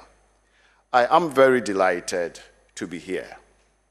I must confess that there was no chance I would have turned down the invitation and the opportunity to be part of this program. I indeed feel like a little boy at a party this morning. And it's simply because my purpose as a human being and pride as a Ghanaian, and I confess in all sincerity, I'm a very proud African and a very proud Ghanaian, is always challenged when I travel on market visits as I do my job as the Managing Director of Unilever Ghana, because my job requires that I do extensive travel around our country. And I always say with pride that I have seen every district in this country. And as I travel around our country doing my job, doing market visits, I'm always distressed when I observe so many of our people, both educated and uneducated, either unemployed or at best engaged in activities that barely sustain them. What is more worrying is many a time they are doing these activities, taking risks that are an affront to our collective civilization as a people. And so for me, it is not just a conversation about employment, but decent employment, employment that enhance our pride as Ghanaians, employment that are not an affront to our civilization as a people. And how do we get there? COVID-19 and its effect on the health of the people of the world, global supply chains, cost of living, access to employment has brought renewed urgency to this problem. The need, therefore, to ignite the cycle of wealth creation and employment generation cannot be overemphasized. Our theme for today, distinguished guests, could not have been more appropriate. It is in many ways captured by Sustainable Development Goal number 8, out of the 17 United Nations Sustainable Development Goals, which tell us that indeed decent work and economic growth are essential for peace and prosperity of any people, the planet, now and into the future. In that respect, the theme for this morning is in very, very good company. Our country cannot be left behind in the quest to create decent and well-paying jobs that create wealth and create more jobs. And in the earlier discussions with Professor Kwapong, we were talking about not just creating jobs, but jobs that create wealth. Because what we have seen many a time, and the experience in our country is testimony to that, is you can't create a job, you can't give a job. But when the jobs do not create wealth and then create new wealth, the cycle breaks. So how do we make sure it becomes a cycle of wealth creating, job creating, wealth creating, job creating, and then it becomes a self-serving cycle? Most of our young people are ready to work hard. But as aptly put by the acclaimed author Idowu Konyinikan, and I quote, "When you work on something that only has the capacity to make you $5, it does not matter how much harder you work. The most you would make is $5. End of quote. And this is something I would want us to reflect on as we talk about employment creation. Today's conversation, therefore, is about how we create an ecosystem that makes our country become a people who have the skills, the capacity, the attitudes, pride, and as Mr. Smeni mentioned, access and capability in dealing with technology and ICT. We have the infrastructure, and more importantly, the enabling environment, be it through trade policy, be it through our instructions at school, etc., that makes the Ghanaian and what we can do from here competitive versus the global value chain. Because the world has become one. We are a small country. We have a small population. The only way we can create jobs and compete in this global environment is to set ourselves up to be competitive globally. Whatever comes out of here has to be competitive versus the global value chain. There are many things happening. For instance, we've started talking about after, very exciting. How do we set ourselves up to compete? Because it brings with it challenges of our small market becoming accessible to everybody else. And how do we enable ourselves to be competitive? And it is going to come from having a system that is competitive versus the value chain of the world. When we do this, then we would create space for our people, young and as reminded by Mr. Asmeni, the old as well, whether they want to be entrepreneurs or whether they want to be employed, to all join in the pursuit of creating wealth, first for themselves and for the nation. We have to perfect this and make the business of employment creation and wealth creation a cycle. This should become part of the identity of our nation. And I know many a time, as Ghanaians, we like to say, but do you believe this can happen in Ghana? The example of Singapore, if we were looking for inspiration, is one to reflect on. And as mentioned in my introduction, I've had the luck to live and work in Singapore, and it is amazing when you read what that country was able to do in just a generation. And I strongly recommend for those who have not read it to read the Singapore story, From Third World to First World, by Lee Kuan Yew, the first Prime Minister of Singapore. And if you're looking for inspiration, if you're looking to believe that it is indeed possible in this country of ours, read that story. When you read that book, you will sometimes feel you are reading about Ghana today. And if you were looking for some of the things we could do to turn our beloved country around, you would find in that book. I'm assured by our national conversations, both in the past and in recent times, that our theme for today is a matter that we are united around as a country.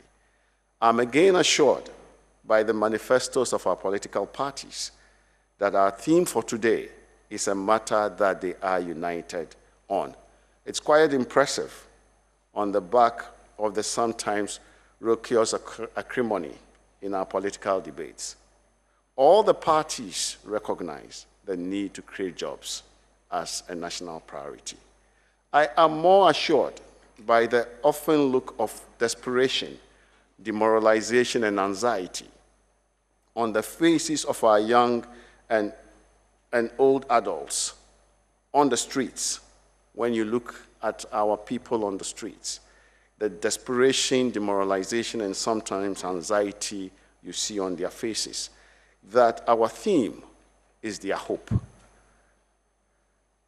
The need, therefore, for today's theme cannot be overstretched. Our people need us to succeed in the business of employment and wealth creation for their well-being. We need this to become a great nation. As Franklin Roosevelt, one-time president of America, said, and I quote, "No country, however rich, can afford the waste of its human resources. Demoralization caused by vast unemployment is our greatest extravagance.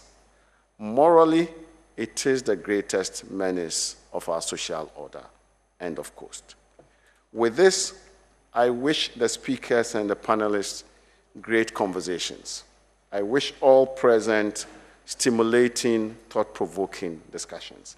I look forward to a very interactive dialogue and trust we shall together make ourselves, the Graphic Communications Group, and Stanbic Bank Limited proud by contributing to the noble enterprise of tackling unemployment to create wealth in our beloved Ghana. Our nation does indeed need this. We have to pursue this conversation, though, using knowledge and science. And as Professor Kwapon said, executing what we talk about. She did say that we talk too much. And so we've got to make sure that we execute what we talk about. And as we start the discussions, let the discussants and all of us be guided by what, for me, is my most famous quote. And it is from the renowned Scottish economist and philosopher, Adam Smith.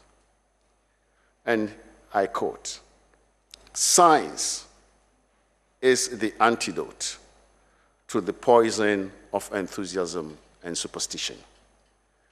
I will say, I would rephrase Adam Smith's quote and say, science, knowledge, and execution is the great antidote to the poison of enthusiasm, superstition, and sometimes the lack of belief and hope.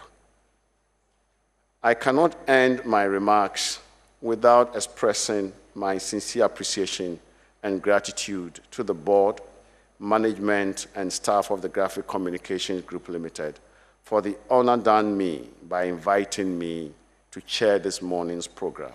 You have helped me live my purpose today. Thank you very much indeed. And with that, let's go.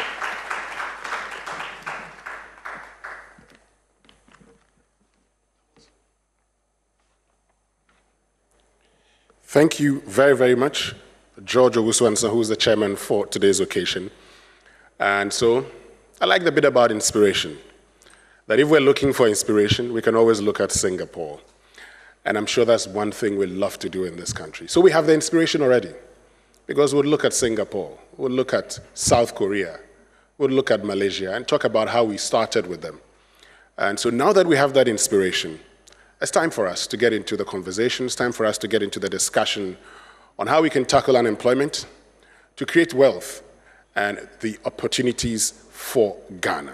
But before we do that, let me just remind you that there's a questionnaire on your tables. Please, fill it. Don't forget to do that. It's very, very important.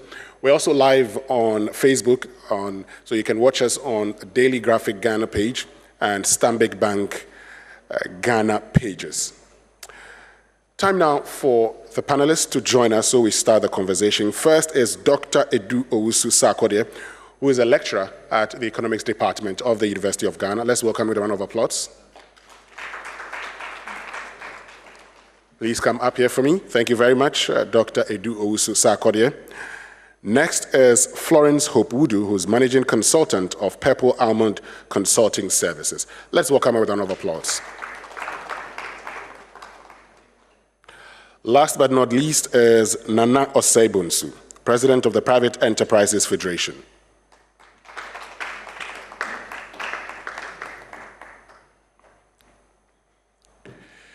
Great. So now that we have all the panelists seated, we'll start the conversation with the causes. One of the very important things we need to know is the causes of unemployment in Ghana. What are these causes? And Dr. Edu Owusu-Sarkodie starts the conversation. Dr. Sarkodie, what are the causes of unemployment in this country? Why do we have 13.4% of unemployed people in Ghana, according to the Ghana Statistical Service? Why do we have almost 500,000 people being first-time job seekers at the time where consistently we have talked about solving unemployment or creating jobs in this country? Good morning. Thank you for having me. Before we talk about the causes, let us define what we are talking about. What is unemployment? Now, unemployment, as defined by ILO, which is International Labour Organization, is for a specific period where someone is 15 years or older, the person is without work, the person is available to work, and the person is actively seeking to work or seeking for opportunities. So who is not unemployed? You may be 15 years or older, but if you are not available to work, you are not unemployed. And if you are not actively seeking to work, you are not unemployed. And if you are working, but you want to look for another job, you are not unemployed. So this is the context within which we are having a discussion. And the types are the cyclical unemployment, where it is caused by economic slowdown. And we saw a typical example of this during COVID. Then the second type is the frictional, when we have young men who have finished school and they are now first-time job seekers, or somebody has left one job and is looking for another job. Let me mention that unemployment is different from job, but for the purpose of this discussion, to make it much simple, we say job or work or employment. It should be the same. But maybe during a discussion, I will expand it. The structural one is when there's a mismatch of skills, and the seasonal depends on the season. Now, to the main, I'm not coming to answer your questions. What are the causes? There are demand-side factors and supply-side factors to cause unemployment. The first one is when the economy is not expanding to accommodate those who are looking for a job. In other words, if the employment growth does not keep pace with the GDP growth rate. So let's take this room, for example. This is the Ghanaian economy. Those of us here are the employed. Those outside are the unemployed.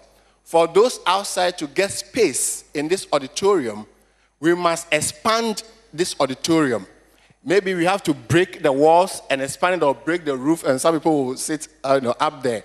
So when the economy is not expanding to accommodate those who are seeking jobs, it causes unemployment. And we have seen examples in Ghana where GDP was growing at 5.5%, but employment was growing at 3.3%. It means that unemployment was growing at 2.2%. There is something we call employment elasticity of GDP. In simple terms, if GDP grows by 1%, how much of it will it create employment in the country?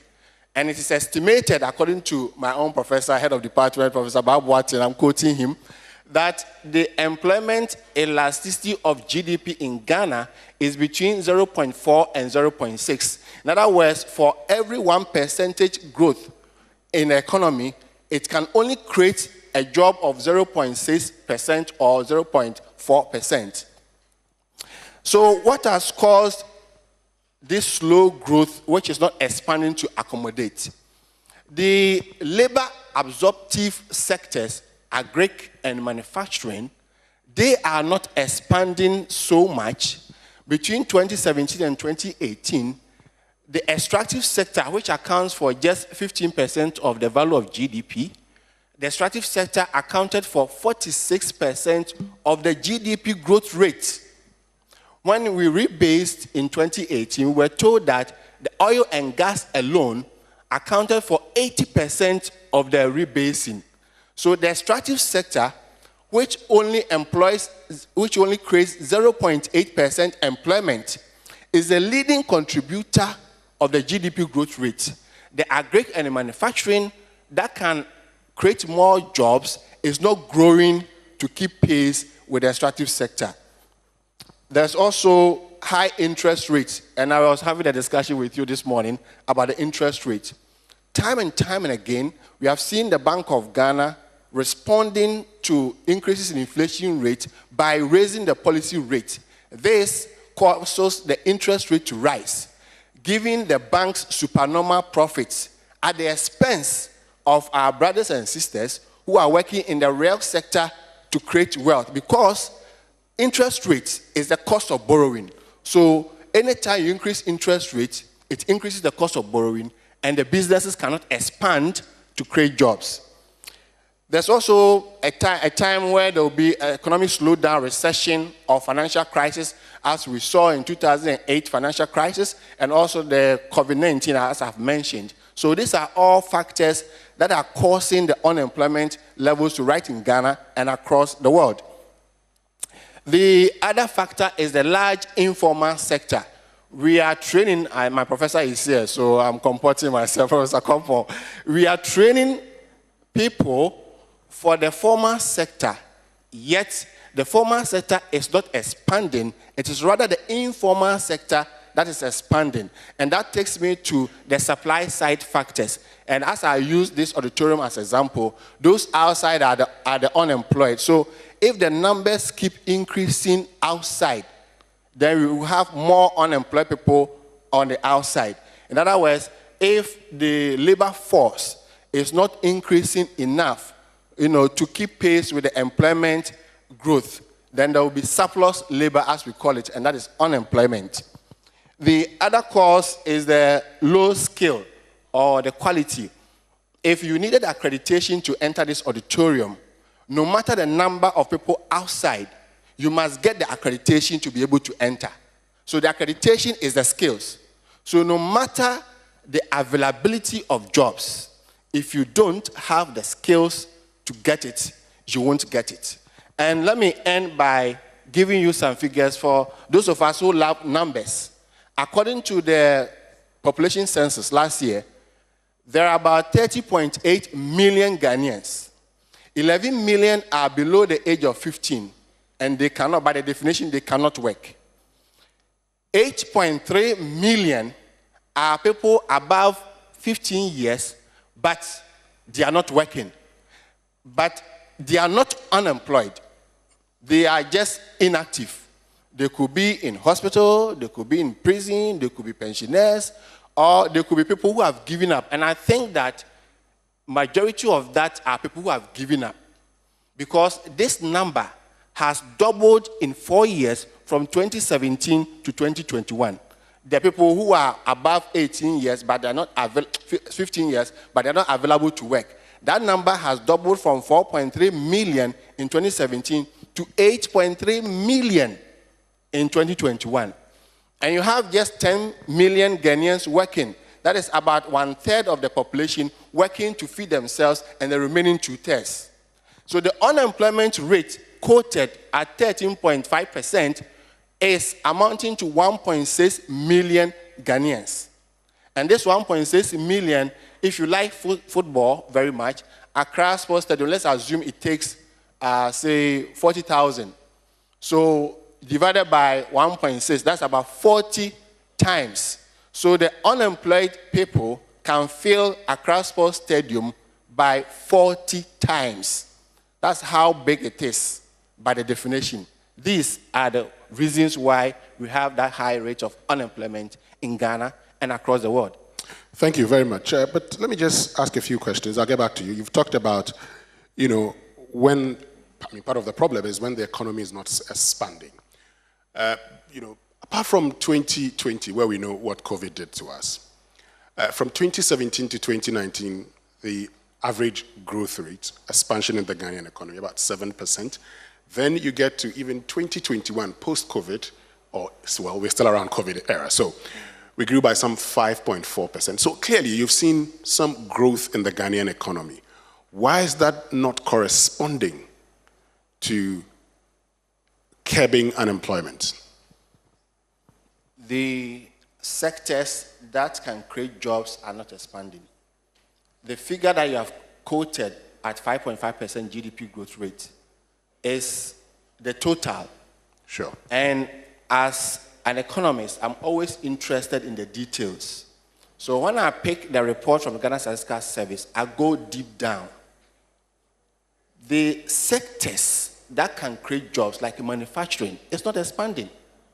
Agric is not expanding because of the high cost of production. And so that is why you have that 5.5 post-COVID, but it's not creating the jobs, because the sectors that have high labor absorptive capacity is not expanding. We did a research. We took data in the Fourth Republic from 1993 to 2019. And we did a research to see how government capital expenditure, I know most of you know that, the government should spend on infrastructure. Government should spend on infrastructure to expand the economy. But so we tested it and realized that the finding was that infrastructure development or capital expenditure can create jobs if, the condition is if, there is macroeconomic stability. So when we were modeling it, we took away macroeconomic stability, and it wasn't creating any jobs, even though government was spending. But when we put in macroeconomic stability, we realized that, yes, that is the ingredient needed. What is macroeconomic stability? Low and stable inflation, low and stable interest rate, low and stable depreciation of the cedi, and low and stable public debt. As we speak, our inflation is 27.6%. The exchange rate has depreciated by 19%. Interest rate is around 25%. The public debt is close to 80%. The debt service as a ratio of revenue is 70%. These factors do not argue well for job creation, no matter your GDP. Inflation at 20 is this year. Last year, that wasn't the situation. Last year, our interest rates were better than it was today. So, yes, we may be looking at this year, but a lot of the figures we are referring to are coming from the census of 2021. So, if last year, at the time we were supposed to be doing well by way of our macroeconomic indicators, we reported this, I just don't understand it. Help me understand. Is it that something isn't working? Because all the things you've talked about, yes, this year it would look like this is the reason. But if we were to compare to last year, we had good macroeconomic indicators. And it's one of the things that we trumpeted and said, even in the midst of COVID-19, we were still doing well as a country. Before COVID, our figures, most of the figures looked good, most of them, but some of the key variables didn't look good. A typical example is the public debt. The debt service as a ratio of revenue. When we ranked 108 countries in the world, Ghana was only better than Sri Lanka and Lebanon. This is 2019 figure, before COVID. So your macro environment, yes, I agree that inflation was as low as 7.9%, but Ghana's inflation of 7.9% was the 4th highest figure in West Africa before COVID. So even though our figures now look worse than before COVID, if you compare ourselves with our peers, we're still not looking too good at that time. And there is something we teach in our classroom, like GDP is equal to C plus I plus X minus M. The I, which is investment, is the total investment. It is not only the public investment. So you need both the public investment and the private investment. So if the international community do not have confidence, they don't think you can be able to service your debt, they raise so many questions about your economy, they are not likely to come into your economy to invest. And that is why we are not seeing that expansion. So back to your question, the figures now look worse than before, but I've already told you that key variables like the public debt, you know why we're so much in a hurry to pass the e-levy, just to send a signal to the international community that, yes, we can mobilize resources domestically to service our debt. Because they were not coming. They were pulling out. They were not demanding our sovereign bonds. Even those who held our bonds were selling Ghana. So the macro environment is key to attract investment to create wealth. If there's any doubt, I'm afraid you're not going to get the results. And in effect, currently, there are doubts, and that's what we are seeing. I've already told you that in 2019, the debt service as a ratio of revenue, when we ranked 108 countries, Ghana was only better than 2 countries in the world, Sri Lanka and Lebanon. If you are an investor, will you bring your money to Ghana? That is only better than Sri Lanka and Lebanon, or you go to Ivory Coast. If there's any model that I want to study now, is the Ivorian model. Ivory Coast seems to be doing something very good, and I have started studying their model, what they are doing right, that Ghana is doing wrong. I must say that the entrepreneurs in this country have done very well. They have done their best to expand their businesses to create jobs, but it's not enough to change the structure of our economy. We have not, as a country, sat down to change the structure of our economy. We are just always scratching the surface. We don't go deep down there. That is why no matter how good your figures are now, it will not be sustainable. I'll get back to you, particularly when you talk about always scratching the surface, because one of the things I would want us to look at when I get back to you is the agricultural sector. Over the period, there's been a lot of investment in there. We've talked about how we had created some 745,000 jobs in 2017. We created hundreds of thousands of jobs in 2018, 2019, all under planting for food and jobs. And so when we talk about the agricultural sector, having to lead this, one would expect that in the midst of all this investment, we would get somewhere. But let me get to you, Florence, because one other issue that has always come up when it comes to dealing with unemployment is the skill set. We've talked about whether the average job seeker is really prepared for the job or has the skills that would get him or her employed. Let's have your take on this. Let's look at the skill set. Let's look from an HR point of view. What's really the challenge with the job-seeking population of Ghana? And how can we solve it? Okay, good morning, and thank you. Yeah, so if you look at the unemployment issue, is a big thing for everybody.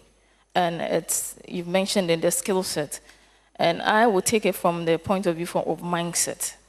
Everybody who goes to school thinks that he has to come out of school and work in a bank or get into a formal sector. But there's a big opportunity out there for the informal sector. Now, let's revisit the Housing and Population Census report for 2021.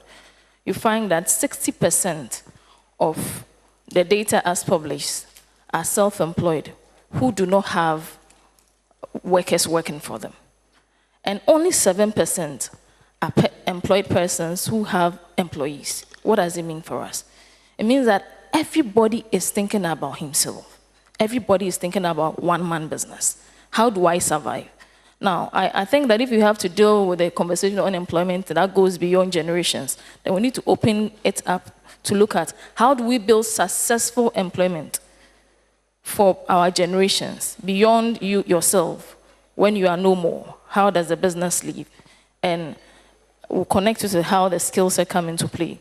So you find that we come out of school, there are no jobs. All you find to do is, set up something for yourself. Now, it's a good data as a first point of call. How do we break the data down to get analysis of how much of these people are even in meaningful jobs?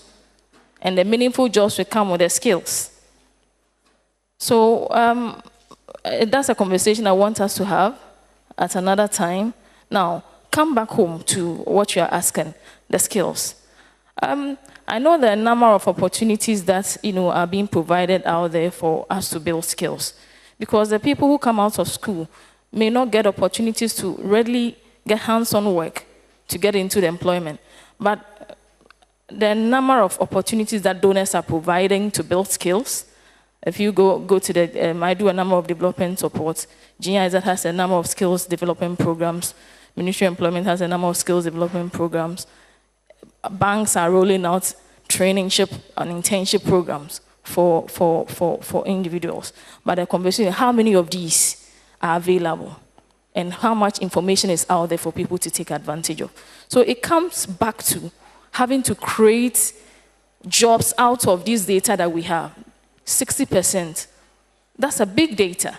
All of them are doing one-man business. How do we grow for these people to fit in? That's something I want us to look at. Now, those who come out of school, they may not have the skills, yet they don't want to take advantage of other areas that may not need high skills, like agri. Ghana is an agri-based economy. We don't have enough to feed ourselves. Otherwise, if we do, the Ministry for Food and Agri won't put a ban on exporting grain. The president of AU will not go to Russia and Ukraine just to negotiate for the ban for grains to be lifted so that we can export grain. Look at our arable lands. How much are we farming to feed ourselves? The skills are not matching, but how do we make use of what we have? Nobody wants to get into farming. And it surprises me, if we don't produce to feed ourselves, how do we get there? Okay. But talking about how do we get there, when you say the skills are not matching, let's break it down. What skills are in demand? What do we have currently? Why are they not matching? Well, the skills in demand now, it's a lot of entrepreneurial skills. I mean, there are no businesses. Everybody has to put on the entrepreneurial hat. How do I become an entrepreneur? Beyond me thinking about myself, how do I create the business for my brother to work? How do I create a business for my friend? So the big skill now should be entrepreneurial. In school, think of what business idea do I have? How do I formalize this business idea with the funding opportunities available? We've just heard about Stambik talking to us about this incubation, SME support, National Entrepreneurship and Innovation Program is available for funding. So how do I, first of all, develop my skills to take advantage of all these opportunities? Okay. It's the conversation of first mindset. Don't get out of school thinking that I will be readily employed, because it's not there. Now we've seen it. How do I develop my skills to get into it? And that is what I want us to begin to think about. As young graduates, what do I do to create employment for somebody? How do I grow my business beyond just me? How do I get the skill set that I need? What is going on there that I can take advantage of? Great. So talking about skills development. Now, in 2011, I remember at the time we launched the Local Enterprise and Skills Development Program. Later on, we also launched the Youth Enterprise and Skills Development Program. So we've had the Let's Step, we've had the Yes Step. Around the time we launched the Ghana Youth Employment and Entrepreneurial Development Agency. Fast forward that, we had the Youth Enterprise Support Scheme. Today we have the National Entrepreneurial and Innovation Program, all aimed at developing entrepreneurial skills. I don't know if you know, but what's been the impact of all these vehicles aimed at developing entrepreneurial skills in this country? Well, I think that now it's created a conversation around having to start up something. And now we have moved to the point of how do I support what has been started. So the funding has been a challenge. Now everybody wants to start something. The funding has been a challenge. And now the NEIP has come up with funding support. So not just the skills, but if you identify it, now come home. Let's talk about it. Bring your business plan. How much can you, what is the business plan trying to achieve? How much funding can we support you with? Then beyond that, I want them to even look at how can we monitor you to grow? So monitoring the growth is what is more important. And in fact, it's as much as important as having to get the funding so that these people can stretch and bring people in. Thank you, Florence. But still, talking about skills, let me just say that we're joined by Ellen Hagan, who is CEO of Linnaeus Services, and she would share a thought with us shortly, briefly. But before that, let me get back to you, Dr. Edu Ususakodia, because I had a question for you, because you talked about investment in agriculture. Over the period, we have invested a lot in agriculture. In fact, we talked about how we're beginning to export food to neighboring countries. We're talking about how we're doing very well. We said we had cultivated some 357 hectares, and if you needed 2 persons to work on those hectares of land, you're looking at some 700,000 jobs just in 2017 only as part of one planting for food and jobs. So when you talk about investments in agriculture, we're investing in it, aren't we? And we're putting a lot of money in there. We're giving subsidized seedlings, subsidized fertilizer, and this is expected to get a lot more people in there to create employment for those who need it, isn't it? What is the outcome? I'm always interested in the outcome. You have invested in this, you have done that. What is the outcome? The Planting for Food and Jobs program has run for 5 years. Today, Ghana seems to be in food crisis. After a program has run for 5 years, that program was supposed to secure us food and jobs. The program is or was import dependent. Over 90%, I'm told, of all the fertilizer we use in the country are all imported. Now, how can you sustain your program for 10 years, 15 years, when it is import dependent? What was the strategy to produce fertilizer locally? I was in China. I was invited for a conference and we're studying their models. One of the things I learned in China was that their first economic model was that no Chinese should go hungry. No Chinese. Okay. No Ghanaian should, I'm coming, I'll answer your question. No Ghanaian should go hungry. That should be the position. I am not saying that the Planting for Food and Jobs program has not made any gains. I'm saying that it is not enough. It depends on the numbers outside. You look at nominal figures, and I'll tell you that I'm looking at the percentage, the ratios. Because if there are about 1 million people unemployed and you create 100,000, 100,000 is a number, but it's just 10%.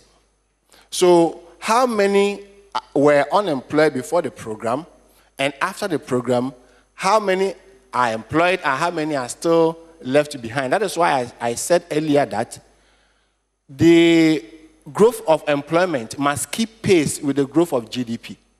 So in this case, you have created 700,000, but how many are still left? I'm always interested in the ratio or the percentages. So the agric must be emphasized, and I'll keep emphasizing it, that we shouldn't joke with it. And I think that is why Ivory Coast is doing better than us. I have started getting some figures from Ivory Coast that they have taken agric seriously. Our first point of contact, let's learn from the Chinese, is agric. Nobody should go hungry in Ghana. Enough of the slogans. I am borrowing the words from my professor. Enough of the talk. We are too much interested in slogans. The resource is not there to show. I am not blaming MPP. Even when NDC was in power, what did they show? So I don't want this to turn MPP NDC, because I'm saying this because the program is an NPP program. And I'm attacking both parties because they have been in office for all the years. Enough of the slogans. We need a proper model, not an agric program that is import dependent, such that when there's Russia-Ukraine war, you can't have fertilizer, you can't have wheat, you can't have anything. That is not a sustainable program that can create jobs. Great. So at least, now that there's Russia and Ukraine, it has taught us a lesson that next time we think of any program, we must ensure that that program is not import dependent. I would take that. I'll take that, and that's a good point. So let's get to Ellen Hagan to share her perspectives on this discussion that we're having this morning. Let's welcome her with a round of applause. Please, you could be seated there, just seated there, and share your perspectives with us on this issue. Thank you, and good morning to all of us. I believe that unemployment is a global issue, and we are here to look for solutions as to the way forward. And usually when problems seem so huge, we believe it's really difficult to get it done, to get anything done. But I'd like us to look at how we as individuals and as employers can change the status quo. And we in LENE, we have a program we call Bridge the Gap between academia and industry. And what we do is that we provide internship opportunities for the people who are still in school, so that during vacation they get to know about the world of work. And I say here that, you know, the people coming from school, they only get to develop their skills or get experience when they are on the job. And so when they are from school, usually they wouldn't have the skills that are required by industry. So unfortunately, our young people coming out from school, where the bulk of the unemployment situation lie, they have a certain attitude towards life. And most employers don't want them in their workplaces because they will have their earphones in their ear, they'll be surfing. And so when we go looking for internship opportunities for them, nobody wants to take them because they will come and demotivate and spoil the culture of the organization.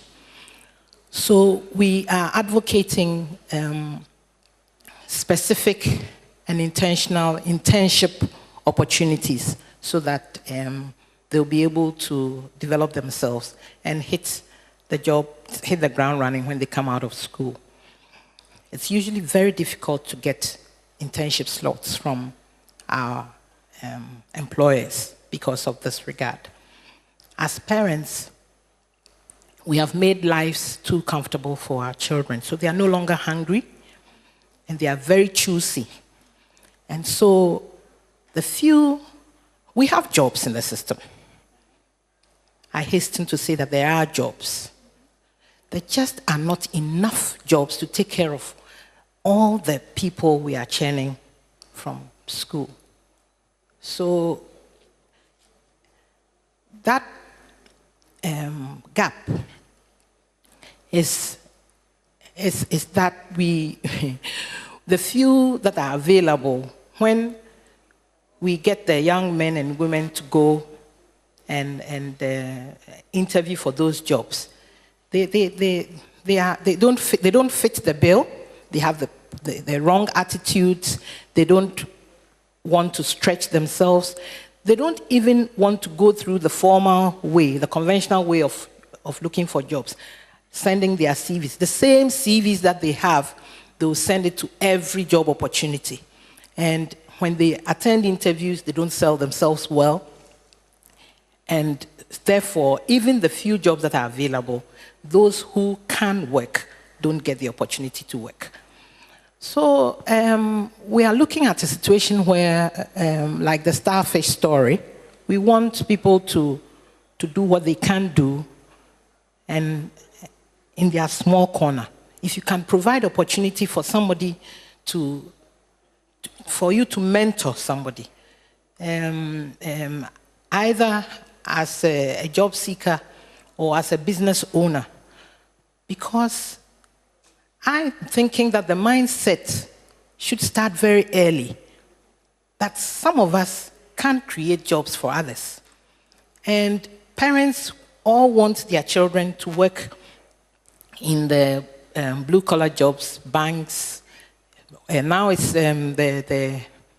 what do you call it, the oil, isn't it? Yes. That's a sector that most parents want their children to work. You have an SME, or what most people call a one-man business company. No parents will want their children to go and work there. And that's also because they don't observe a lot of the small... Wow.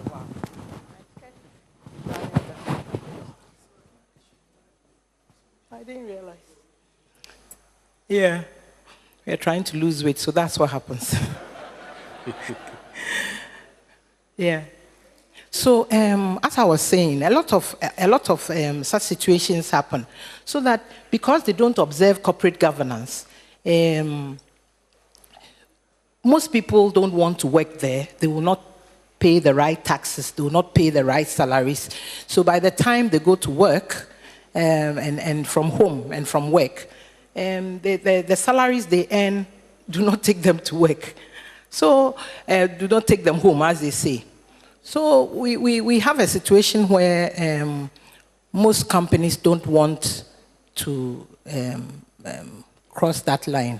Okay. And so we are going to encourage all of us that we should stop looking to the government always for solutions. What the government can do for us is to encourage entrepreneurship at a very early age, a very early stage, and then help people to put systems in place in their various organizations so that they can grow and help people to, become better citizens. You get me? Sure. So we shouldn't always look to the government for solutions. Employers should do their bit. Individuals should do their bit.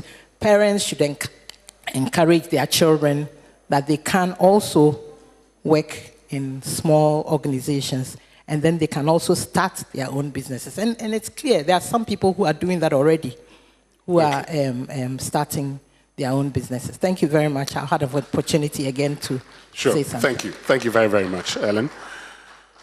So let's get to Nano Sebunsu. And the focus should be on the opportunities for Ghana in tackling unemployment to create wealth.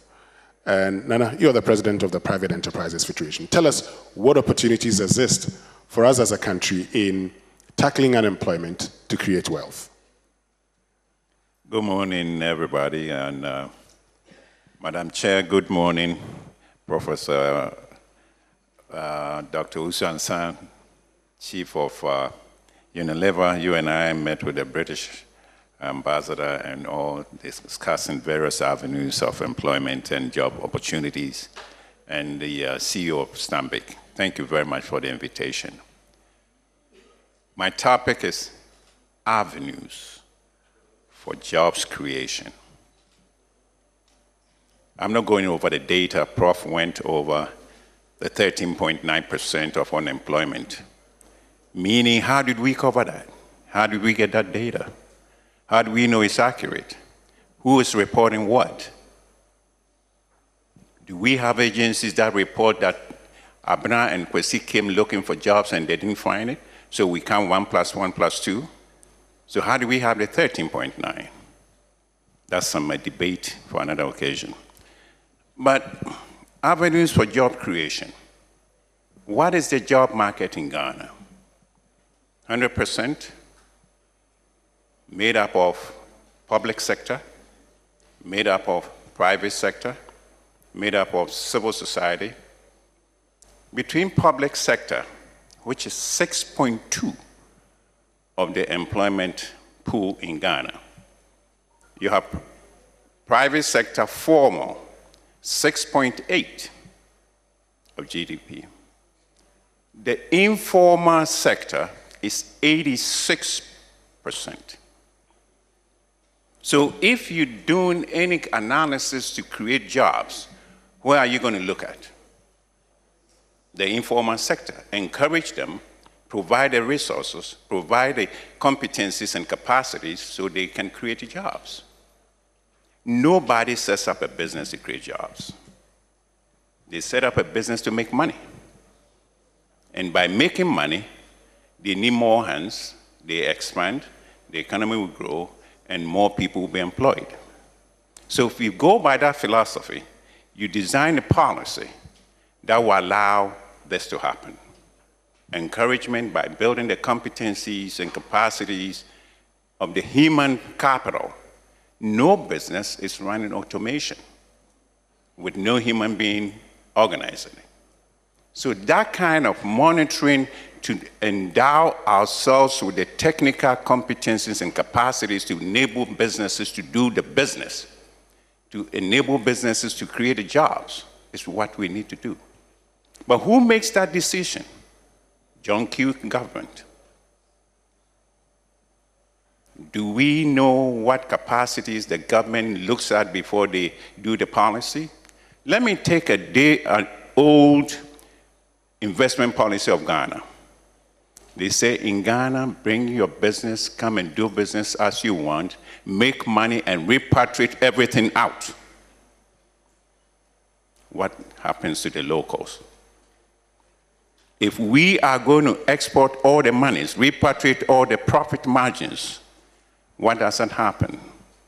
Hemorrhaging of our economy, capital flight, foreign exchange deficiency, and gyrations like spaghetti in the wind. We as a country have to have policies that encourage human development, number one, not only education. For the past 1 month, I've been looking for a driver. I get drivers who don't know how to drive. They know how to turn the steering, but they run over curbs. They run over runabouts. The guy see runabout, the left lane has right of way, he's going that way. Yesterday I had an unfortunate experience of having one driver, and he didn't even know, he's driving an automatic. We get to the red light, we stop. He moved the gears to neutral. Then when it's time to go, he moves it to reverse. This is our economy. So the car is going to go back. I yelled. He says, oh, I'm sorry. We could have had an accident. This is the economy that should be moving forward. But if you're depriving the economy of the resources needed to move it forward, how do you do that? The resource mobilization, the capital flight. I've written to Bank of Ghana since April, looking for them to give us the data as to how much money have been repatriated from Ghana in foreign exchange for the past 5 years. I haven't received a response. I went to Statistics Department, I haven't received a response. If we don't know how much capital is leaving our shores, and we don't know capital mobilization, and we go out every time borrowing. Now, the government borrows so much, and the government has to pay back. Where did we put the investment from the borrowings? Did we get returns enough to allow the private sector to tap into that resource to enable them to create the job opportunities? The government now has to pay back those loans at 8-to-1 exchange rate, and they borrowed at 4-to-1. So the government itself is going to suffer, and that's why the government doesn't have resources. But looking at avenues, so the private sector is the engine, we say, of growth. The engine without petrol, without diesel, without all the ingredients that are necessary. The MD of Stanbic touted what they're doing to push entrepreneurship, to put human development, but that's one institution. What about all of us? And my fair lady was just talking about parents wouldn't allow their children to go and work for one-man shop. Why not? Entrepreneurship, that's where they learn. That's how they get the experience. So looking at the private sector, the 86% of the informal sector on the side, the 6.2% of private sector, 46% of that 6.2 is in agriculture. That is our bread and butter. In agriculture, we have two categories, the man-made and the God-made. The natural agriculture that goes to rot in the bushes, the waste, mangoes, papaya, oranges, and all, nobody collects them. We have a LEAP program. The LEAP, we pay people who are vulnerable to be able to survive. Can't we incentivize them to go into the bushes to collect these things, bring them for value addition, and create the opportunity? These are things that practical experience, practical exposure, practical actions. Those are the things that we need to do. Then the policy angle, I come back to it. Can we say that, okay, if you're going to repatriate the profits home, leave a percentage in Ghana for maybe 3 years or 5 years and all. It's still your money, but we won't let you transfer all of them out at a go.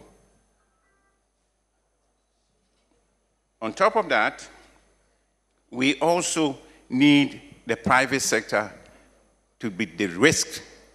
No private sector, sane private sector business will take a risk, inherit in an endeavor, and go and invest there. Now we have GESEL.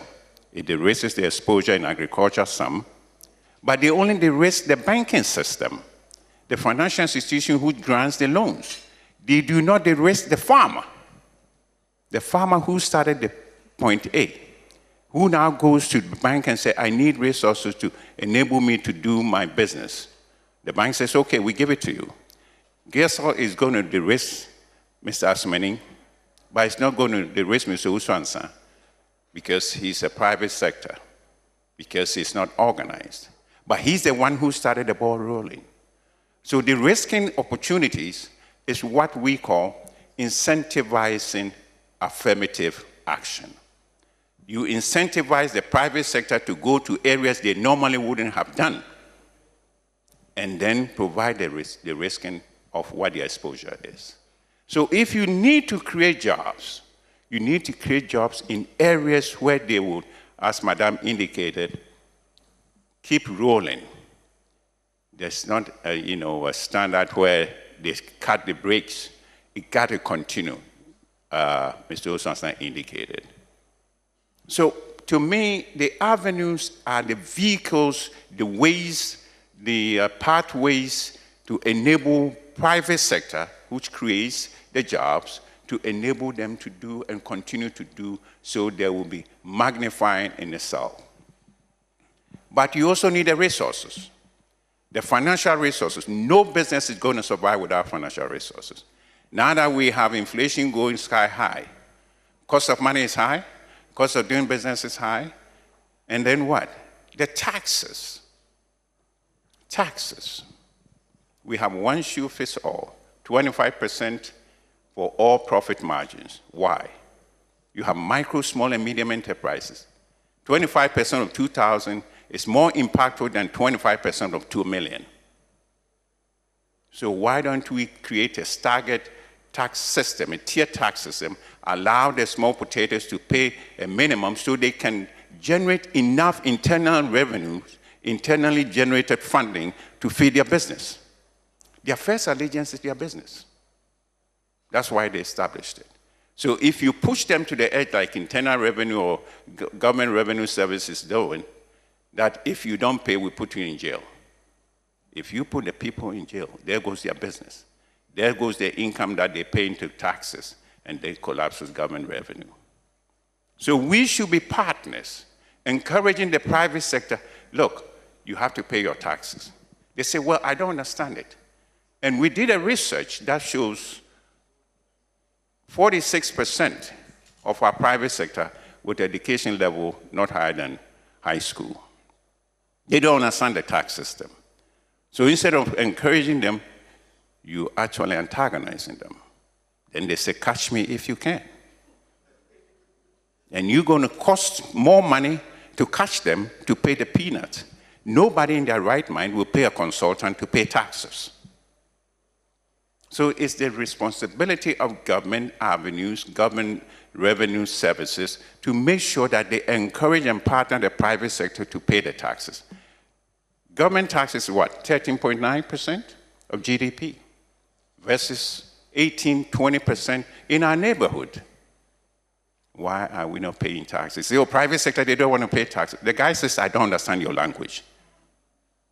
Teach him the language, let him and work with him to pay the taxes. So I'm looking at avenues, the taxes, the policies of keeping a percentage of our profit margins in country. Have we noticed that every time there's a CD gyration, it occurs between October and March?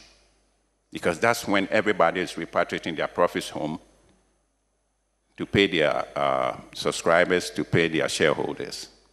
So, sir, the avenues for jobs creation is the same avenues once you create the jobs, multiply itself to become a wealth creation. And that wealth creation is what we need in Ghana. Thank you. Thank you. Thank you very, very much. So you've talked about agriculture. You've talked about, the fact that we should check a bit of the structure of the economy. Let's look at the avenues in agriculture, for instance, briefly, just about a minute, and then we'll get to our audience, who would be also, whether you have any questions for you, and then some contributions also. Tell us what avenues there are. Agriculture, we have all the raw materials that we need. All we need to do is value addition. And the value addition, we need one element that makes it profitable. That, electricity. And Ghana government oversubscribed electricity at high pricing, the PPA agreements. So the private sector said, wait a minute, we can't afford to buy that energy. So allow us to set up our own energy angles with solar. God has blessed us with that. Half of the day we have solar.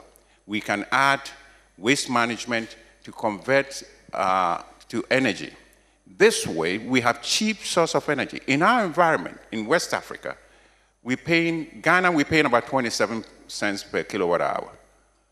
In certain jurisdictions, they're paying 2 cents per kilowatt hour. How do we compete under the face of the continental free trade? Our products that are going to the market are going to be unprofitable, cannot compete. The agriculture angle is abundance of raw material, add value, create the smallholder farmer. He does the farming in a nucleus outgrower arrangement, bring him a lot more capital and resources, technical infrastructure and others, and then move him to the next scale. Instead of being a farmer alone, now he becomes an entrepreneur. He's part of the value addition business. Next time, he's going into the market. So these are things that we can do, and we know what to do. So if we do agriculture, 46% of our population are involved in agriculture. So we need that. Thank you very much, Nana. Let's give a round of applause. So it's your turn now. If you have any question or contribution, just show by hand. We'll get a microphone to you. You tell us your name and where you're coming from, and then you go ahead to ask the question. So we have a hand here. Yes, then it will come to you. Yes, please go ahead with your question or contribution. Thank you very much. My name is Eric Amponsa. I'm a tax consultant. Now, okay. When it comes to unemployment, we must know that technological advancement can create unemployment. Okay, and we have seen that in the country. Now, GRA, for example, has a payment platform. And so immediately, if you used to send somebody to the GRA to go and pay your taxes, you don't need to. You can file your returns, make payment online. So immediately, you may have to probably dispense with the services of some of your employees. Now, we are also looking at the fact that the private sector is the engine of growth. But we must know, like my friend mentioned, government must put in place policies or measures that will enable businesses to thrive. And what are we saying?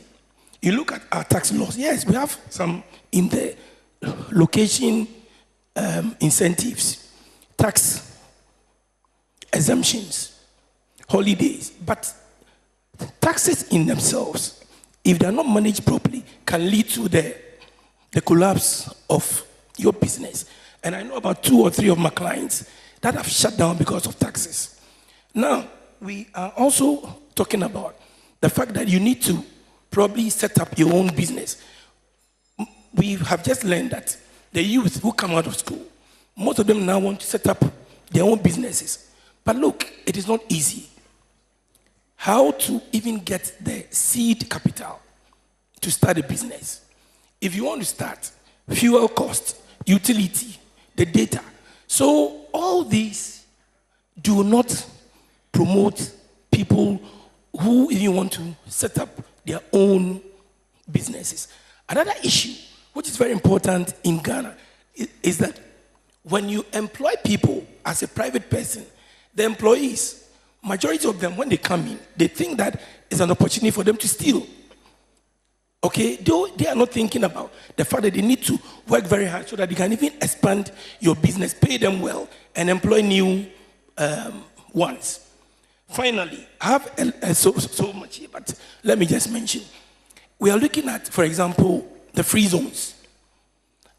I wrote an article on the free zones. We abuse it. What happens is that those people set up those companies in the free zones enclave. And when you do that, you bring in your machines, equipment, you don't pay any taxes. When it is getting to the 10 years, what do? They fold up, go and register new businesses. Thank God now they cannot do that because of the tax identification number or the Ghana card. But I think that all in all, government is doing well. I think the effort that the government is putting in is good, and we must all make sure that we support what the government is doing. Thank you. Thank you very much. Let's get to the other table. Yes. And then we'll come here. Thank you very much. My name is Stephen Nasser Bwedi. I'm a digital marketing and communication consultant. And there are a couple of things I want to raise, if you don't mind. First is that I'm glad my friend who just finished speaking mentioned it. The future of work is digital. We need to embrace that. There's an example I often give. If you're a driver today and you don't know how to use Google Maps in Accra, very soon you're going to find yourself made redundant because you need that skill to be able to navigate the traffic in Accra. And that's how we need to embrace technology in this part of the world. The second one to say is that work from home is real. This craze about bringing everybody back to the office, we need to abandon it. Just yesterday, we heard that on the Motorway, people spend 3 hours to get to office in Accra. We need to start allowing people to work from home, and we should enable that. And that's a conversation I wish we could have. I've also got right pay for work done. This is a bit controversial, but let me say it. There are so many people who go to work and put in only 2 hours, and yet they are paid 9 till 5. We need to get to a point where people are paid wages per hour So, for example, excuse me to pick on my camera photographer here. If we need him on an assignment for only 2 hours, he should be allowed to go and work for a blogger, for example, to make extra money and pay her appropriate salary or wages for the 2 hours that we need her. We shouldn't employ people 9 to 5 just because that's what we're used to. And there are new jobs also that we need to encourage. Farmer is like a new job now. So many young people are calling themselves farmers. And we need to encourage more people to embrace these kind of jobs. YouTuber, some people call themselves TikToker or whatever. These are new jobs that the new era is creating for people, and we need to encourage more people to get into it. We shouldn't see jobs as just tie-wearing 9 to 5 jobs that we go to daily. Finally, I'm just happy that we didn't have anybody from government on the panel today. We should start having honest conversation about jobs without blaming government, and start thinking about how government can only enable private sector to create more jobs and not be the biggest employer in the town. Thank you. Thank you very much. Yes, let's get to you. Good morning. Good morning. My name is Edward Carway. I work with the General Agricultural Workers Union, and I'm so excited to be part of this program. I'm also excited because the topic is talking about employment, and then the reverse of it is unemployment. It's not talking about jobs. The professor indicated that we use these words interchangeably. That is job and employment. But for us, in labor, we are looking at employment and not jobs. So I'm happy that the topic is not about jobs, but it's about what? Employment. It's difficult to hit a snake without hitting the ground. We are here talking about employment. We can't talk about employment without talking about government policy. Because government, we are all directed by policy. Policy influences everything. We are where we are today because of what we did yesterday and what we did not do many years back. If we have to move forward, we have to have a sincere discussion about what we did and we are now in the mess today that we are talking about, so that we can correct ourselves moving forward. I just want to, because we go to the field, I'm at work as an agri workers senior. I travel all around the world, the country, to see things for myself. The future is bleak for agriculture and for employment. Why?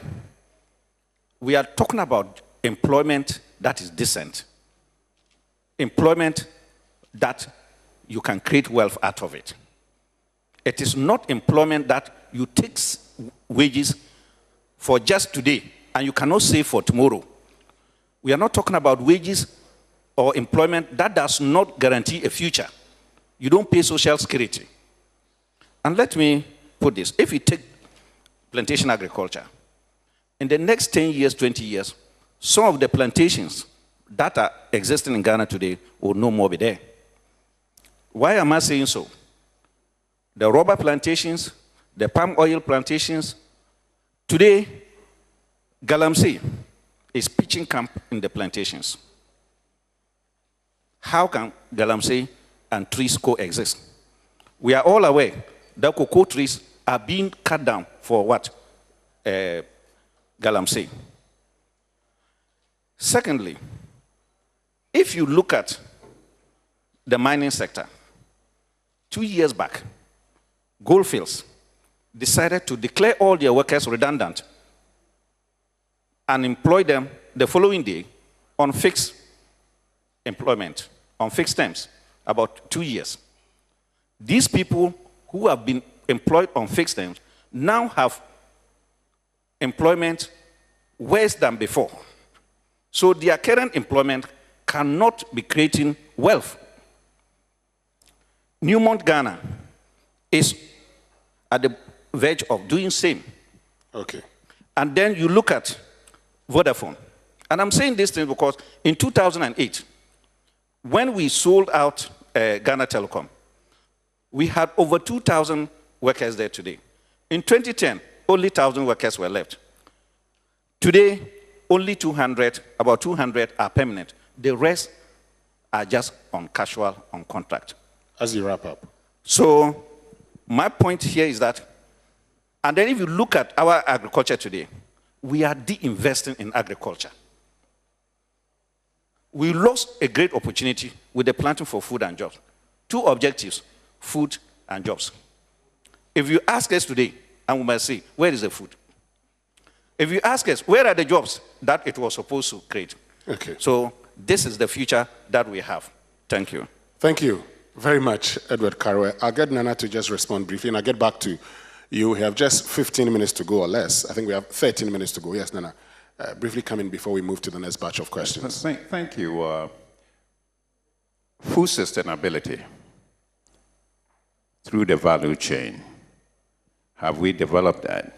Investing in agriculture is a continuous process. You don't end one day. You have to continue to evolve. But I like the gentleman, I think he's gone, talk about free zone. In Ghana, when we establish policy, it's not easy sometimes to revisit and make sure that, is it valuable, is it working, are we monitoring, getting the results? Are we getting the results intended when we establish the free zone? When they export under the free zone, they're supposed to export 80% of what they produce locally, using local raw materials. Are we doing it? Who is monitoring? Do we get the returns, or they keep them in the overseas bank accounts? Is free zone relevant as of today when you have the international, intercontinental Africa trade, where they're not paying tariffs elsewhere, where the tariffs coming in are going to be forgiven because of the IATF? So these are issues of policy that I mentioned, investment policy, allowing everybody from the globe to come and invest and repatriate 100% home. Okay. So we as a people should be looking to interrogate and engage government as to yesteryear's policy, are they working to create the jobs, to create the income? Agriculture in Africa is going to be 1 trillion in 9 years. We only own 20%. Who owns the rest? The rest of the world. You think they're going to give it to us on a silver platter? No. So we have to make sure that we engage our government, the locals, the local businesses are encouraged and supported. We proposing 40% of all capital, all expenditure of government should be invested in the local businesses. Okay. Thank you. Thank you. Thank you very much, Nana. Let's get to the next batch of questions. Okay, I saw this hand up earlier. Let's come here. Okay.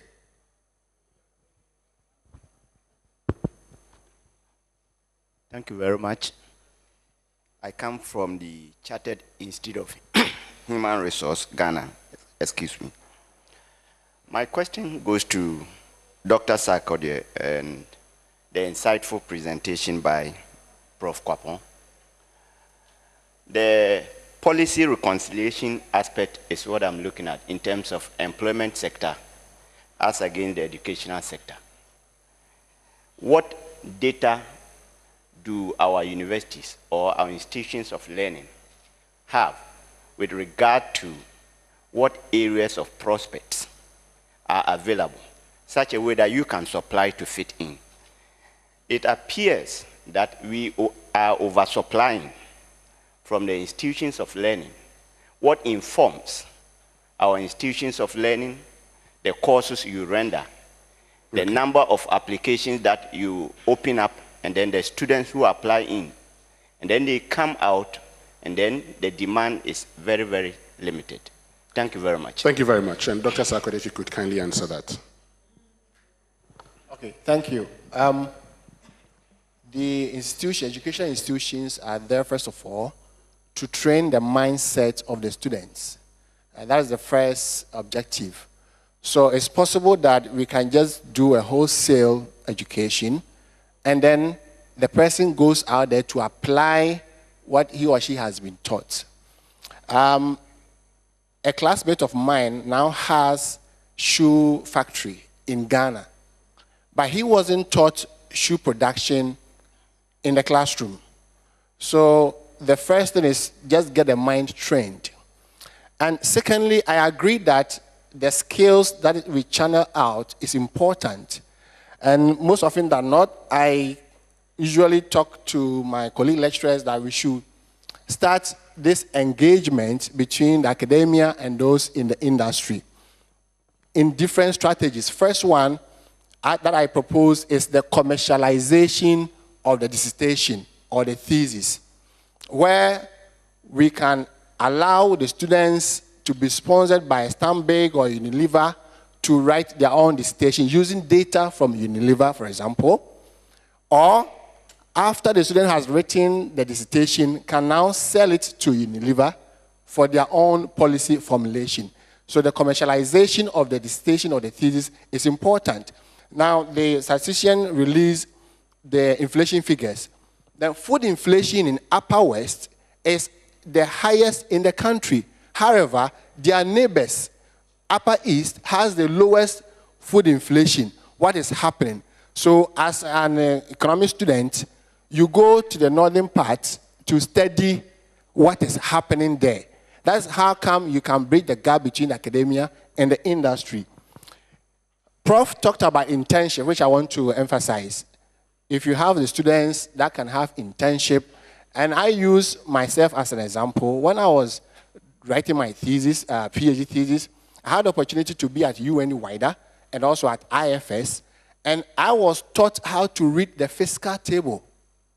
I had a master's degree. I didn't know how to read the fiscal table, but I learned it during my internship. And the fiscal table is a real world situation. The lecturers may be too busy to teach fiscal table, but through the internship, based on the work that we do, I learned how to read the fiscal table from the Ghana Fiscal Service. So the internship is important. And then another strategy that the universities now encourage us to use is to allow the industry players to come as visiting scholars to teach the university students. And I think next semester I'm going to do that, to invite somebody.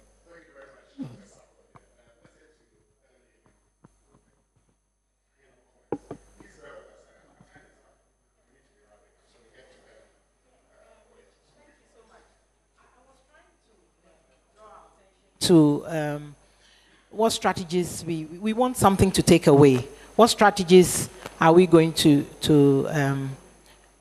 recommend for implementation, the action points, so that we leave here with a few things. I think you can tease that out, sure. And then we'll make. Thank you. Thank you very much, Ellen Hagan. Unfortunately, we're just some 5 minutes away. And so we'd invite the chairman for his closing remarks. And we welcome him with a round of applause.